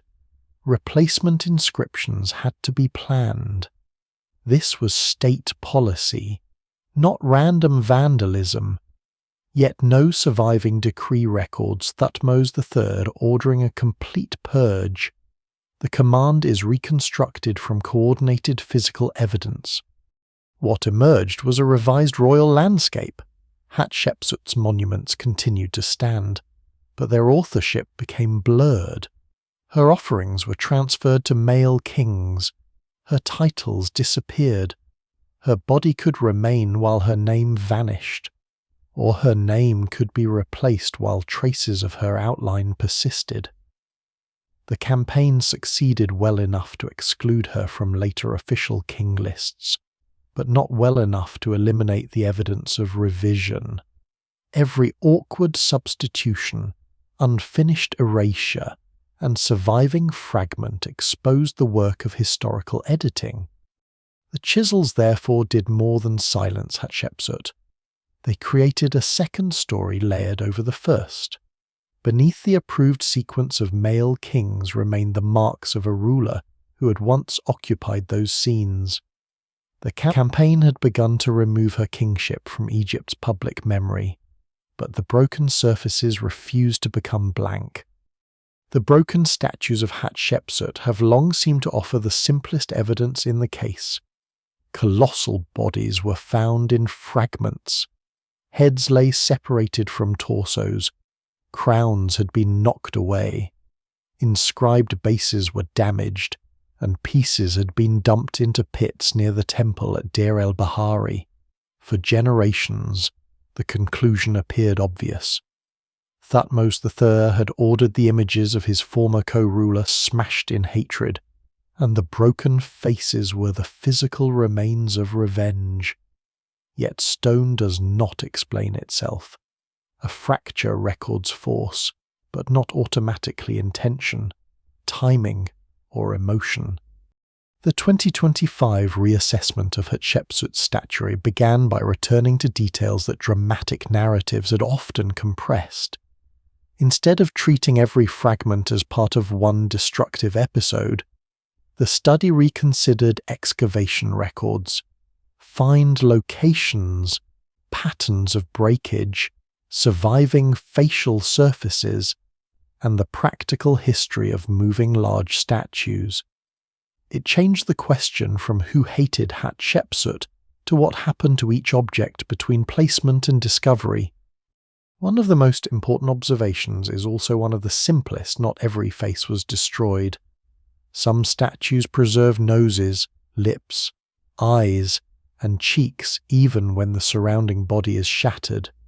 If the primary goal had always been to attack Hatshepsut's face as the seat of identity, this uneven pattern requires explanation. Certain heads were damaged, but others were not. Some royal symbols suffered more than the facial features. The evidence remains incomplete, yet it no longer supports the claim that every statue was systematically struck in the face. Scale matters. Many sculptures were enormous, carved from heavy stone and installed within the architectural settings. Removing them safely would have been difficult even for skilled workers. A statue could crack while being pulled from its base, lowered, dragged, or divided into sections for transport. Once displaced, fragments might be dropped into construction fill, quarry pits, or storage areas. Later rebuilding, collapse, looting, excavation, and exposure could add new breaks. What looks today like one moment of violent destruction may instead preserve a chain of events separated by years or centuries. This does not turn the statues into innocent construction debris. Hatshepsut's kingly images were politically sensitive, and many were clearly removed from their original settings. Names, crowns, and identifying features could be attacked deliberately. The new interpretation narrows rather than denies the campaign against her pharaonic identity. Political rejection may explain why the statues were taken down, while practical handling may explain how much of the breakage occurred afterward. Motive and damage need not be identical. The concept of ritual deactivation adds another layer. In ancient Egypt, a statue was not merely a portrait. Through inscription, ritual, and placement, it could function as a living presence within a temple. It received offerings, embodied royal identity and participated in sacred relationships. Before such an object was removed or reused, workers may have altered it so that it no longer operated in the same ritual way. Damaging a name, crown, uraeus, or other identifying element could neutralize the statue without requiring the destruction of every feature. This possibility is difficult to prove in every case, and scholars still debate how consistently deactivation rituals were applied. There is no surviving manual explaining exactly how Hatshepsut's statues were treated. The argument rests on damage patterns, sacred image practices, and reuse, making it an interpretive model rather than a universal verdict. Some statues may have been attacked politically, some ritually neutralized, some broken during removal, and some affected by several processes at once. Material value also mattered.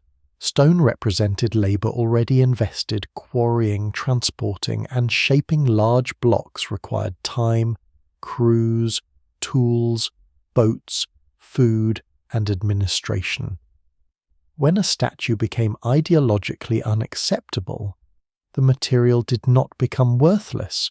It could be cut down, reused as building stone, buried as fill, or moved aside for future projects.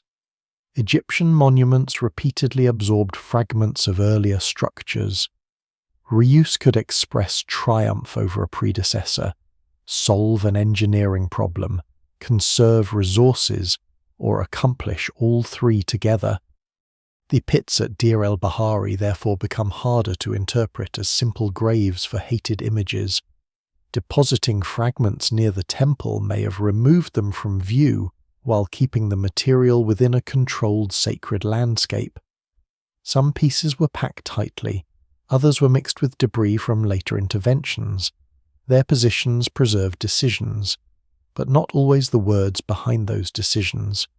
Archaeology can show that statues were displaced and fragmented.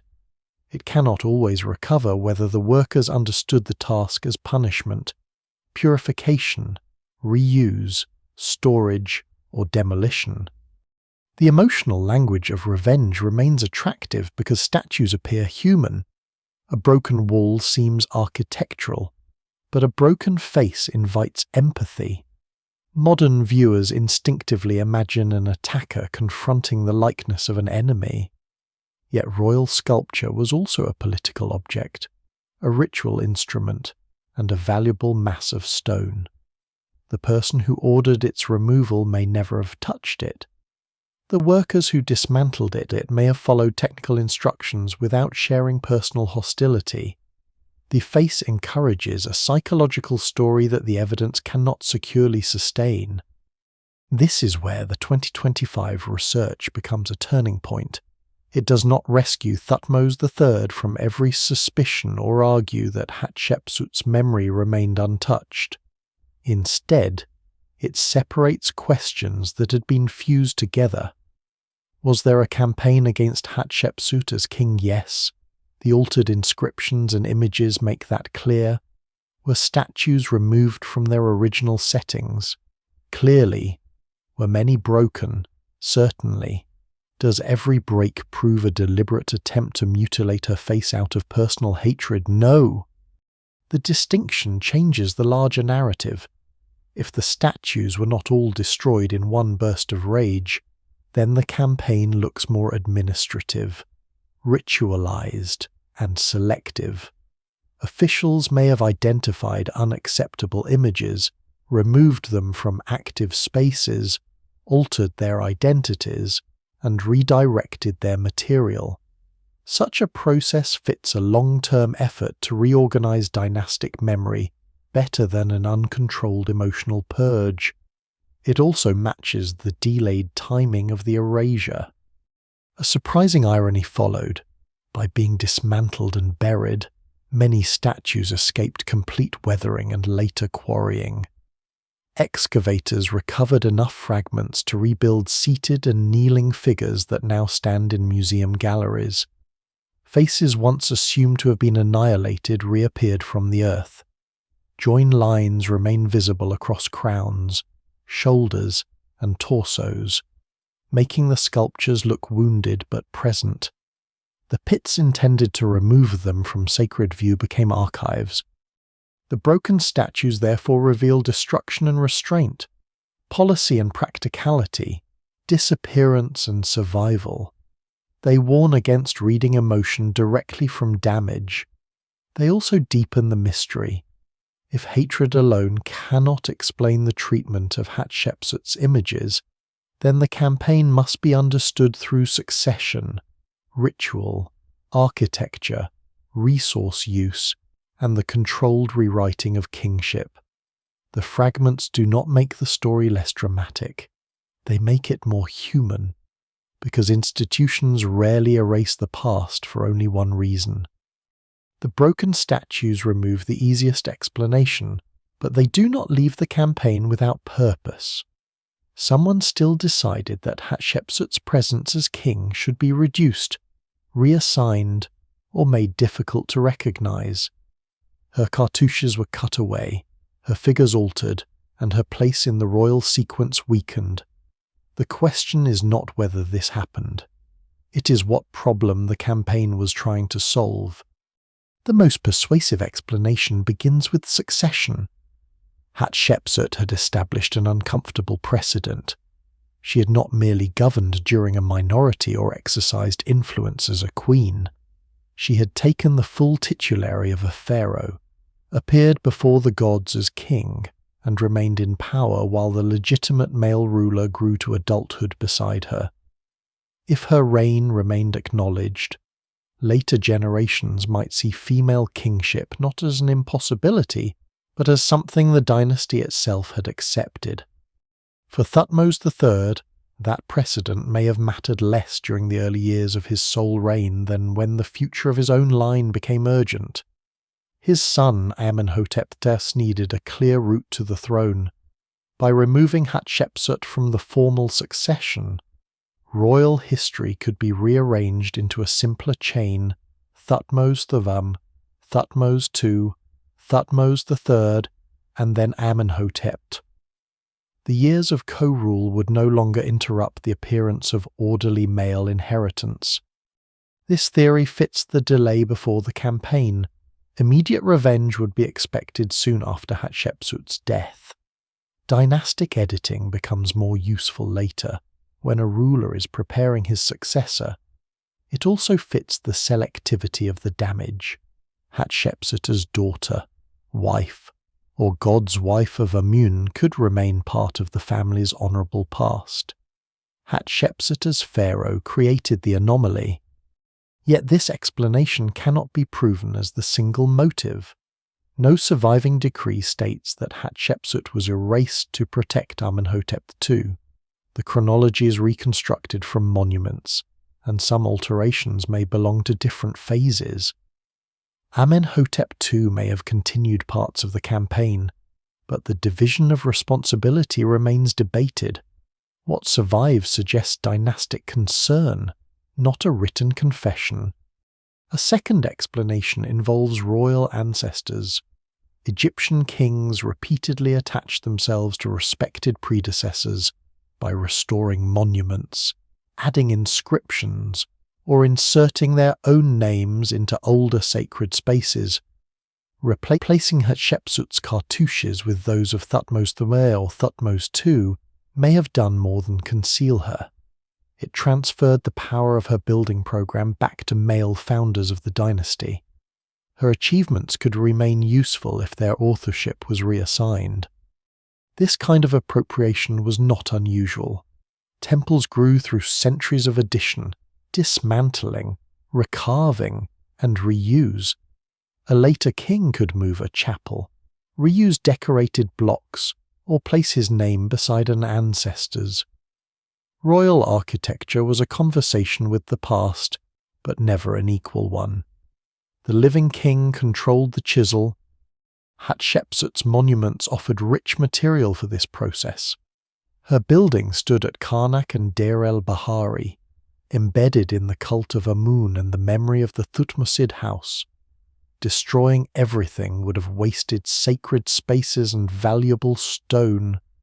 Reassigning selected images allowed later rulers to preserve the monument while changing the identity of the person who had made it. Political memory could be corrected without dismantling the religious system around it. A third explanation concerns the gendered expectations of kingship. Hatshepsut had shown that the office could be represented through a female individual, even if the visual language became increasingly masculine. Later rulers may have regarded this as a disruption that should not be normalized. By erasing her kingly titles, they restored the impression that Pharaoh had always passed through men. It would be misleading, however, to imagine a timeless Egyptian law forbidding women from power. Royal women could hold estates, perform rituals, influence succession, and act as regents. Much later, other women would rule as kings. The problem was not simply that Hatshepsut was female. It was the specific form of her authority. She had occupied full kingship for years, without removing the male co-ruler whose throne she had first protected. Political embarrassment may therefore have mattered more than abstract hostility toward women. Hatshepsut's career raised questions official history did not want to preserve. Why had she remained senior when Thutmose III was old enough to rule? Had Amun truly chosen her? Had Thutmose intended her succession? If these claims remained visible, they could complicate the legitimacy of later kings. Erasure avoided answering by removing the questions from public view. A fourth explanation lies in ritual and architectural change. Temples were living institutions. Chapels became obsolete. Processional routes shifted, and new construction altered older spaces. Statues might be deactivated because their cult function had ended. Blocks could be reused because limestone was valuable and already shaped. A monument altered during the campaign might reflect both political correction and practical rebuilding. This is why reuse cannot be treated as automatic proof of hatred. An earlier ruler's stone could be incorporated into a later structure as convenient material, sacred transfer, appropriation, or dominance. These meanings could overlap.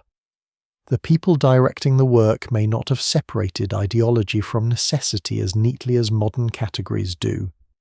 There was also the position of Amun's temple. Hatshepsut had tied her kingship closely to divine selection by Amun. Yet Thutmose III also depended on Amun and expanded Karnak. He could not reject the god who had supposedly chosen Hatshepsut without weakening his own legitimacy. The safer solution was to preserve Amun while changing which king appeared beside him. That pattern explains why divine figures were often restored even when Hatshepsut's identity was not. During the later Amarna period, attacks on Amun created another layer of damage. After Akhenaten's death, restorers repaired the god's name. But they did not necessarily restore the erased queen. Sacred order was repaired selectively. The god returned. The inconvenient king remained absent. No single explanation fully accounts for every chisel mark, buried statue, recut cartouche, or concealed monument. Personal resentment cannot be excluded, but it leaves too much unexplained. Succession, male dynastic continuity, appropriation of ancestral authority, ritual deactivation, architectural reuse, and selective political memory fit the evidence more closely when considered together. The campaign appears not as one emotional explosion but as controlled historical editing. Hatshepsut's life as a royal woman was allowed to remain where it supported the dynasty. Her kingship was removed where it threatened the preferred sequence. Her monuments were preserved when useful, altered when necessary, and dismantled when their images could no longer function safely. About a century later, Egypt would confront another ruler whose memory posed a different and greater problem. Akhenaten did not challenge the expected gender of kingship. He attempted to reorder the divine world itself. The response to him would reveal how much more systematic erasure could become when the target was not an awkward succession, but an abandoned revolution. About a century after Hatshepsut's reign, another pharaoh became the target of official forgetting, but the scale and purpose of the attack were different. Akhenaten did not present Egypt with the problem of a woman who had crossed into kingship. He presented it with a ruler who had tried to reshape the relationship between king, gods, temples, capital, and memory itself. The comparison reveals how selective Hatshepsut's erasure had been. Her monuments were corrected so that dynastic order could appear uninterrupted. Akhenaten's world was dismantled because the religious and political system he created had become unacceptable. He began life as Amenhotep IV, son of Amenhotep III, within a dynasty at the height of its wealth and international influence. Egypt's temples controlled enormous estates, and Amun's sanctuary at Karnak stood at the center of royal ritual. During the early years of his reign, Amenhotep IV still operated within this inherited world. He built at Karnak, participated in traditional ceremonies, and acknowledged more than one deity. Yet his attention increasingly focused on the Aten, the visible solar disk whose rays ended in hands extending life toward the royal family. The Aten was not a new god invented from nothing. Solar theology had deep roots in Egyptian religion, and earlier kings had emphasized forms of the sun god. What changed under Amenhotep IV was the degree of concentration. The Aten's position expanded while the traditional gods, especially Amun, were increasingly restricted. The king changed his name to Akhenaten, commonly understood as effective for the Aten, and founded a new capital in a place not previously claimed by another major cult. He named it Akhenaten, horizon of the Aten, at the site now called Amarna. Boundary stele cut into the surrounding cliffs announced that the place had been selected for the god. Within the city, broad avenues, palaces, administrative buildings, houses, workshops, and open-air temples rose rapidly. The Aten temples differed from the dark, enclosed sanctuaries of many traditional cults. Their courts opened upward toward sunlight. Offerings were piled beneath the sky. Reliefs showed the royal family receiving life directly from the Aten's rays. Akhenaten and Nefertiti became the essential intermediaries through whom divine blessing reached Egypt. This royal centrality makes Akhenaten's religion difficult to classify.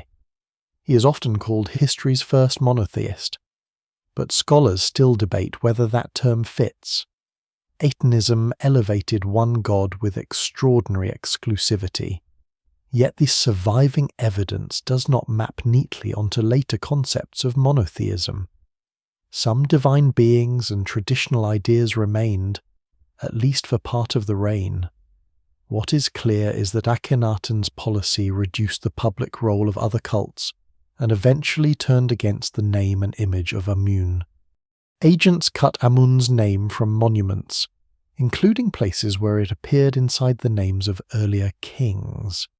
Divine images were attacked. Temple resources may have been redirected. The king who would later be erased first participated in erasing the sacred presence of others.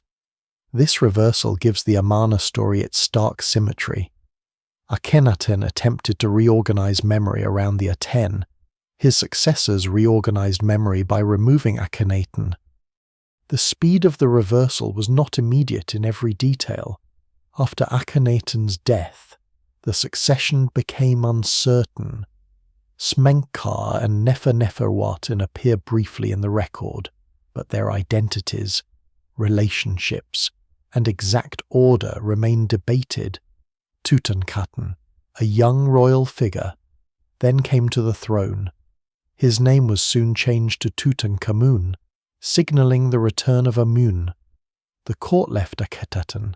Traditional temples recovered official support, and inscriptions presented the preceding period as one of neglect and divine anger. The abandoned capital did not vanish at once. People continued to use parts of the site for a time, and its buildings entered a long process of dismantling and decay. Yet Akhenaten ceased to function as the center of royal power. Its temples and palaces were stripped. Timber, stone, and useful materials were removed. The small standardized limestone blocks used in Akhenaten's building programs, known as talatat, were especially convenient for reuse. Thousands were carried away and packed into later constructions. This practical reuse also became a form of concealment. Scenes of Akhenaten, Nefertiti, princesses, officials, offerings, and Aten worship disappeared inside pylons and foundations. The blocks no longer formed readable walls. Their images were broken into disconnected fragments and turned inward. Modern recording projects have attempted to photograph, catalogue, and digitally reconnect them, recovering pieces of a city and religion that later builders had literally buried inside new monuments. Under Horemheb, the rejection became more systematic. Horemheb presented himself as a restorer of order and appears to have treated the Amarna rulers as illegitimate predecessors. Akhenaten and members of his immediate succession were omitted from official king lists. Regnal years could be absorbed into the chronology of acceptable rulers, making the dynasty appear to pass from Amenhotep III toward Horemheb without acknowledging the disruptive interval in the usual way. Later kings continued dismantling Amarna period structures and reusing their materials. The contrast with Hatshepsut is revealing. Hatshepsut's temple remained an active sacred place. Her images as queen or royal woman sometimes survived. Her kingly identity was selectively reassigned to male members of her dynasty. Akhenaten's capital was abandoned, his religious system repudiated, his temples dismantled, and his family removed from official historical sequence. The campaign against him was not only about succession, it was about reversing a theological revolution and repairing institutions that has been displaced. Even so, Akhenaten was not erased by one decree or one generation. The process combined religious restoration, political delegitimization, material recycling, changing settlement patterns, tomb violation, and the natural decay of an abandoned city.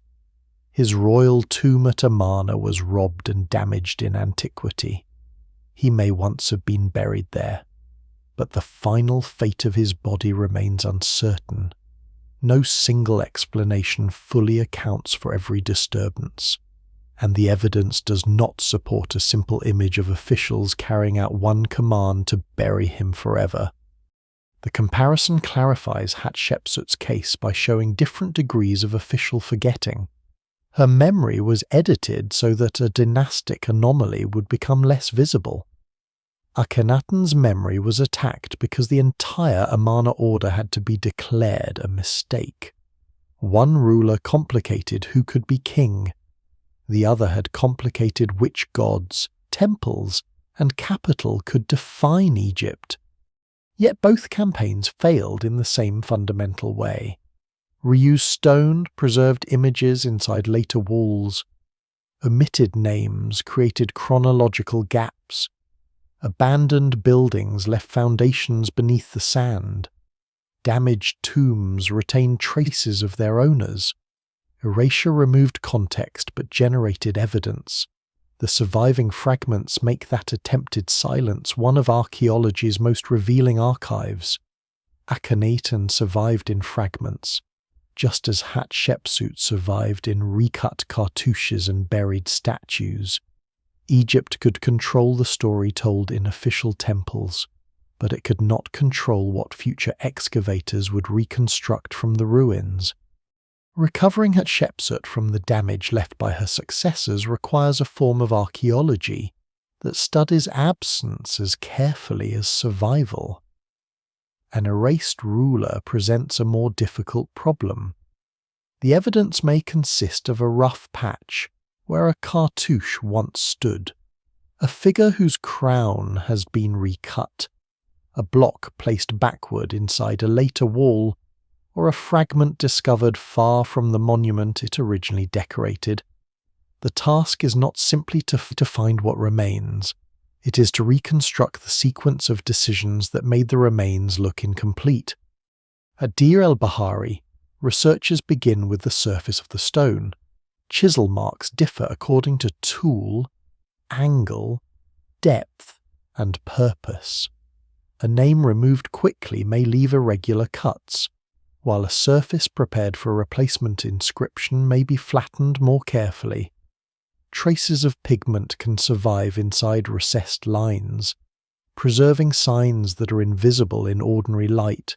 Photogrammetry, raking illumination, digital enhancement, and close epigraphic drawing can reveal outlines beneath later carving.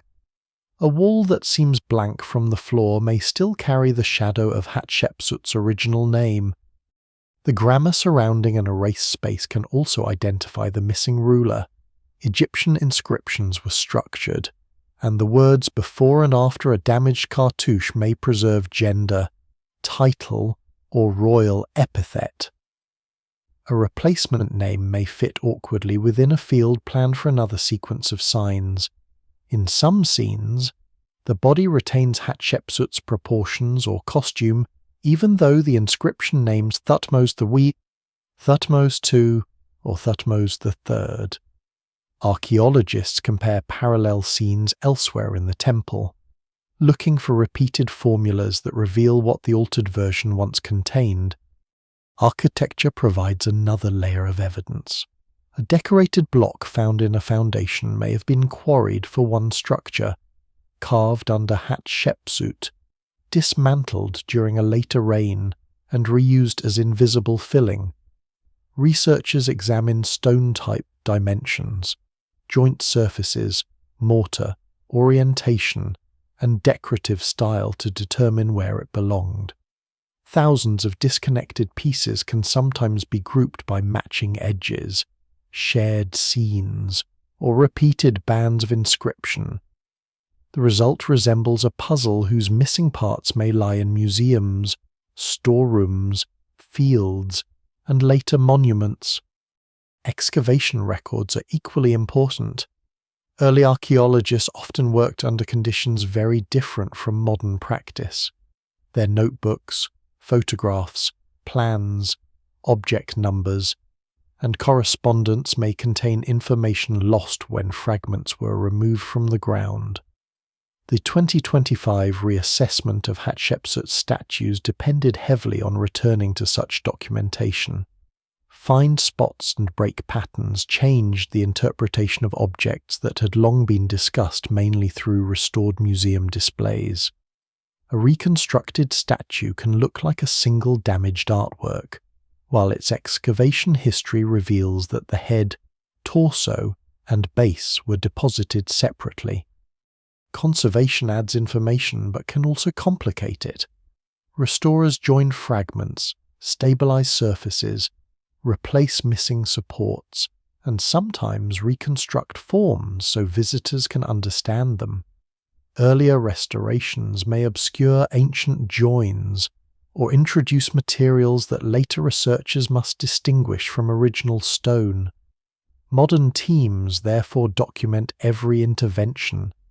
The history of a statue now includes its creation, ancient alteration, burial, excavation, museum reconstruction, and ongoing conservation.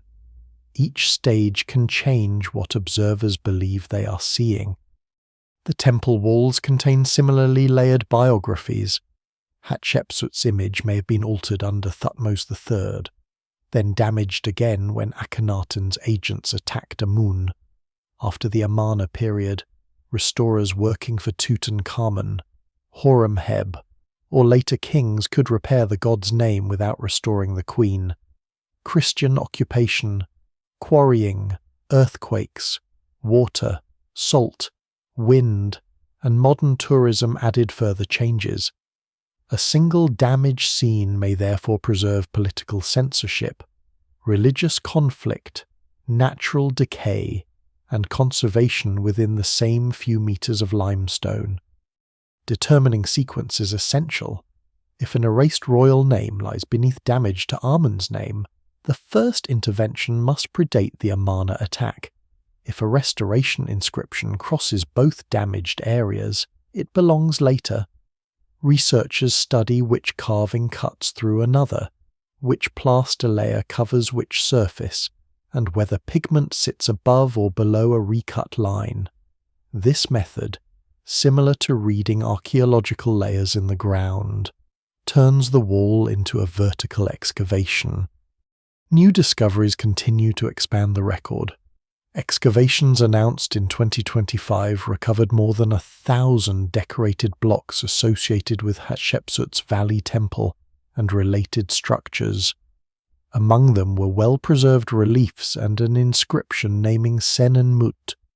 These finds do not provide one final answer to the erasure campaign, but they return details from buildings that have been dismantled and scattered, a face, title, offering scene or architectural element can reconnect with fragments known for decades and change the reconstruction of an entire wall. The work of the Polish-Egyptian expedition at Deir el-Bahari shows how recovery proceeds slowly. Archaeologists, architects, conservators, epigraphers, and specialists in pigments or stone collaborate to record chapels, terraces, reliefs, and construction phases, research on the Hathor sanctuary, festival spaces, and restored architectural elements help separate Hatshepsut's original program from later modification. What appears to the visitor as one temple is actually a long sequence of building, erasing, repairing, reusing, worshipping, abandoning, and rebuilding. There is a surprising limitation to this precision. Archaeology can often determine what was changed more confidently than why. A cartouche replaced by Thutmose III's name demonstrates appropriation. It does not reveal whether the order arose from dynastic strategy, ritual concern, personal resentment, or several motives combined. A statue found broken in a pit proves displacement and fragmentation, but the exact balance between political attack, ceremonial deactivation, and transport damage may remain uncertain. The more carefully the evidence is studied, the less responsible it becomes to force every trace into one emotional story. This restraint is not weakness. It is what allows Hatshepsut to emerge from legend as a historical ruler rather than a character in a family drama. The old narrative depended on certainty about feelings that no inscription records. The archaeological narrative depends on visible sequences, a title carved, a name removed, another name inserted, a statue dismantled, a block reused, a divine image restored. These actions reveal policy even when motive remains debated.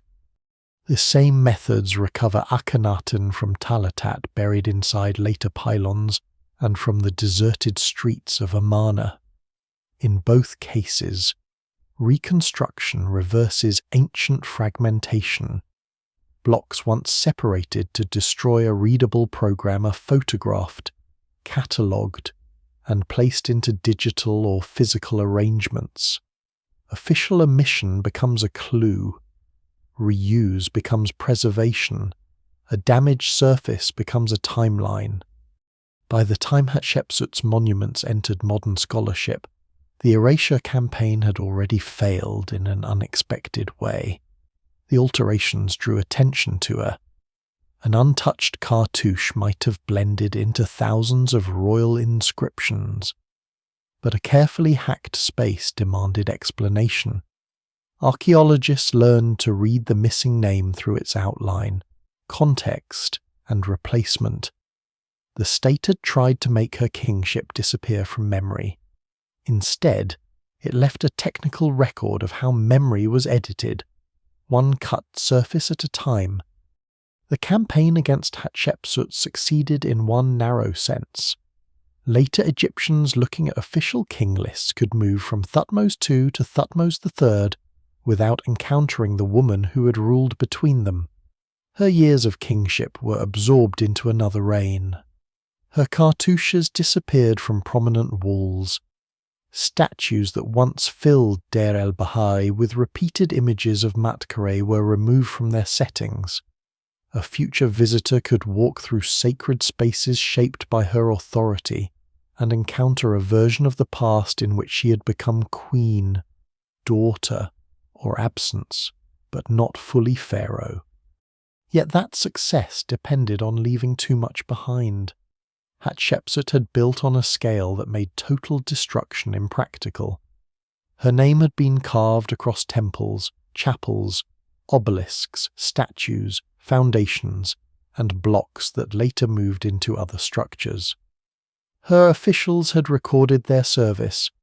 Her relationship with Amun had been woven into festival routes and sacred architecture. Even when a cartouche was erased, the surrounding scene preserved the outline of the person who had once occupied it. The campaign could damage recognition, but it could not return the stone to a condition before she existed. This is why the phrase erased Pharaoh is both accurate and incomplete. Hatshepsut was erased as an official category. Later rulers attempted to remove her from the authorized sequence of kings and to transfer her monuments to acceptable male predecessors. But she was not erased as a physical fact. The very techniques used against her created evidence. A replacement name sat awkwardly in an older space. A feminine grammatical form survived beside a masculine title. A statue's face remained intact after its body was dismantled. A buried fragment carried a royal cartouche into the future. For modern researchers, these contradictions became points of entry. Early excavators at Deir el-Bahari recovered fragments whose inscriptions identified Matkare. Museum conservators joined bodies, heads, and bases, allowing royal figures to stand again. Epigraphers compared recut signs with surviving parallels. Archaeologists reconstructed building phases and found that attacks on Hatshepsut belonged to different moments. The lost ruler returned not through one dramatic discovery, but through thousands of small corrections to a history that had once excluded her. Her recovery also changed the way her life was told. The older story offered a familiar tragedy. A powerful queen steals a boy's throne, rules through ambition, and is destroyed by the man she oppressed. It gave every broken statue a single cause and every altered name a single emotion. The evidence now supports a more demanding narrative. Hatshepsut did assume kingship while Thutmose III was alive. She dominated the co-regency and developed extraordinary claims of divine and dynastic legitimacy. After her death, her royal identity was deliberately attacked, but there is no reliable proof that Thutmose III acted from simple personal hatred, and the delayed, selective, layered character of the campaign points toward political calculation. The most likely motives gather around succession and memory. Removing Hatshepsut as king made the dynasty appear to pass through an orderly male line. It strengthened the historical position inherited by Amenhotep II. It allowed monuments to be reassigned to Thutmose III, Thutmose III, or Thutmose III. It reduced the visibility of a precedent in which a woman had occupied full pharaonic authority for years. At the same time, temple rebuilding, ritual deactivation, architectural change, and material reuse affected how statues and reliefs were treated. These processes did not cancel the political campaign. They explain why its physical remains vary so greatly. The 2025 reassessment of the statues is important precisely because it resists a false choice. It does not argue that Hatshepsut was never targeted. It shows that not every shattered surface should be treated as proof of rage. Some faces survived. Some objects broke during removal or transport. Some may have been neutralized ritually before reuse. The new picture is not gentler so much as more exact. Ancient states often rewrite memory through paperwork, ceremony, construction, and routine labor rather than through one spectacular act of destruction. Akhenaten's later fate makes the distinction clearer. Hatshepsut's kingship was selectively edited from a dynasty that continued to honor many of the same gods and ancestors she had served. Akhenaten's religious order was reversed, his capital abandoned, his temples taken apart, and his family excluded from official history. Both rulers were made inconvenient, but for different reasons. One threatened the preferred shape of succession. The other represented a rejected transformation of worship and royal power. Egypt did not possess one standard method for erasing a ruler. It adapted, forgetting to the problem the ruler had come to represent. Even so, neither effort fully worked. Akhenaten's Talatat survived inside later monuments, and Amarna remained beneath the sand. Hatshepsut's statues survived in pits, her obelisks within Karnak, and her altered reliefs beneath later carving. Official memory could determine which names were recited and which reigns appeared in ceremonial lists, but it could not predict archaeology. Builders who reused stone preserved decorated surfaces they meant to conceal.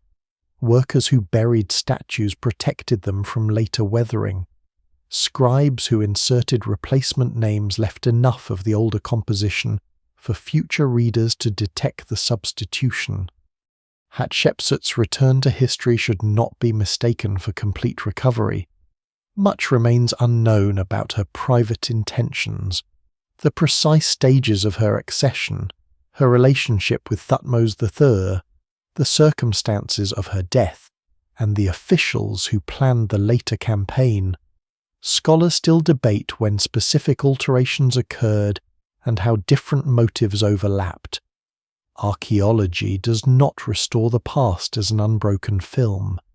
It offers fragments whose patterns become clearer without ever becoming perfect. That incompleteness is part of the meaning. Hatshepsut cannot be reduced to a modern symbol placed cleanly into categories of heroine, usurper, victim, or reformer. She was a royal daughter shaped by dynastic privilege, a regent who expanded her authority, a pharaoh who mastered traditional imagery, and a ruler whose monuments depended on immense networks of labor and wealth. She was also the target of a later state project that judged her kingship inconvenient. The evidence asks for neither worship nor condemnation. It asks that the complexity of her reign survive the simplicity of the story designed to replace it. At Deir el-Bahari, that survival is visible everywhere. The temple rises beneath the cliffs with its terraces restored enough to reveal the ambition of the original design. Visitors see reconstructed statues, surviving reliefs, and damaged spaces where royal images were once recut. The monument does not present a pure version of Hatshepsut's reign. It presents creation and destruction together. Her authority remains in the architecture. Her rejection remains in the scars. The name did not vanish because absence itself became evidence. Every hollowed cartouche indicates that a name once demanded removal. Every reassigned figure shows that identity had to be rewritten rather than merely forgotten. Every fragment recovered from fill or burial proves that the material past can outlast the official story imposed upon it. Egypt's attempt to control Hatshepsut's memory therefore left something more revealing than an untouched monument, a record of the struggle over who was allowed to count as king. The cliffs above Deir el-Bahari have watched that struggle become quiet. The processions are gone. No sacred bark moves across the river from Karnak, and no royal workshop sends newly carved statues toward the terraces.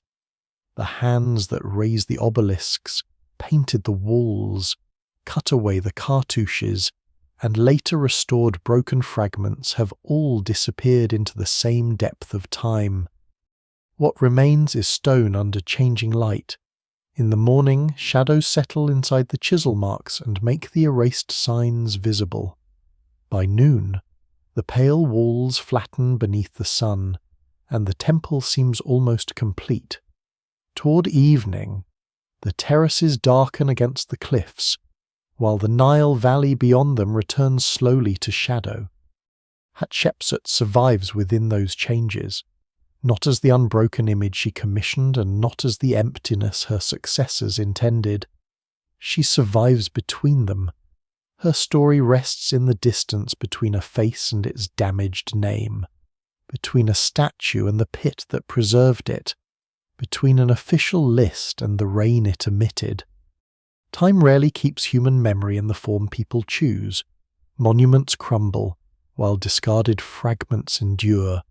Names spoken for centuries can vanish, while a name cut away can become impossible to ignore. Power may command stone, priests, scribes, and history, yet it cannot command every future reading of what it leaves behind. Long after the arguments of the royal court lost their urgency, the damaged walls continued to hold both claim and denial. Hatshepsut had been king. Later rulers wished that fact to appear otherwise. Neither statement erased the other completely. Together they became the surviving record. And so the final image is not of a pharaoh restored perfectly to her throne. It is quieter than that.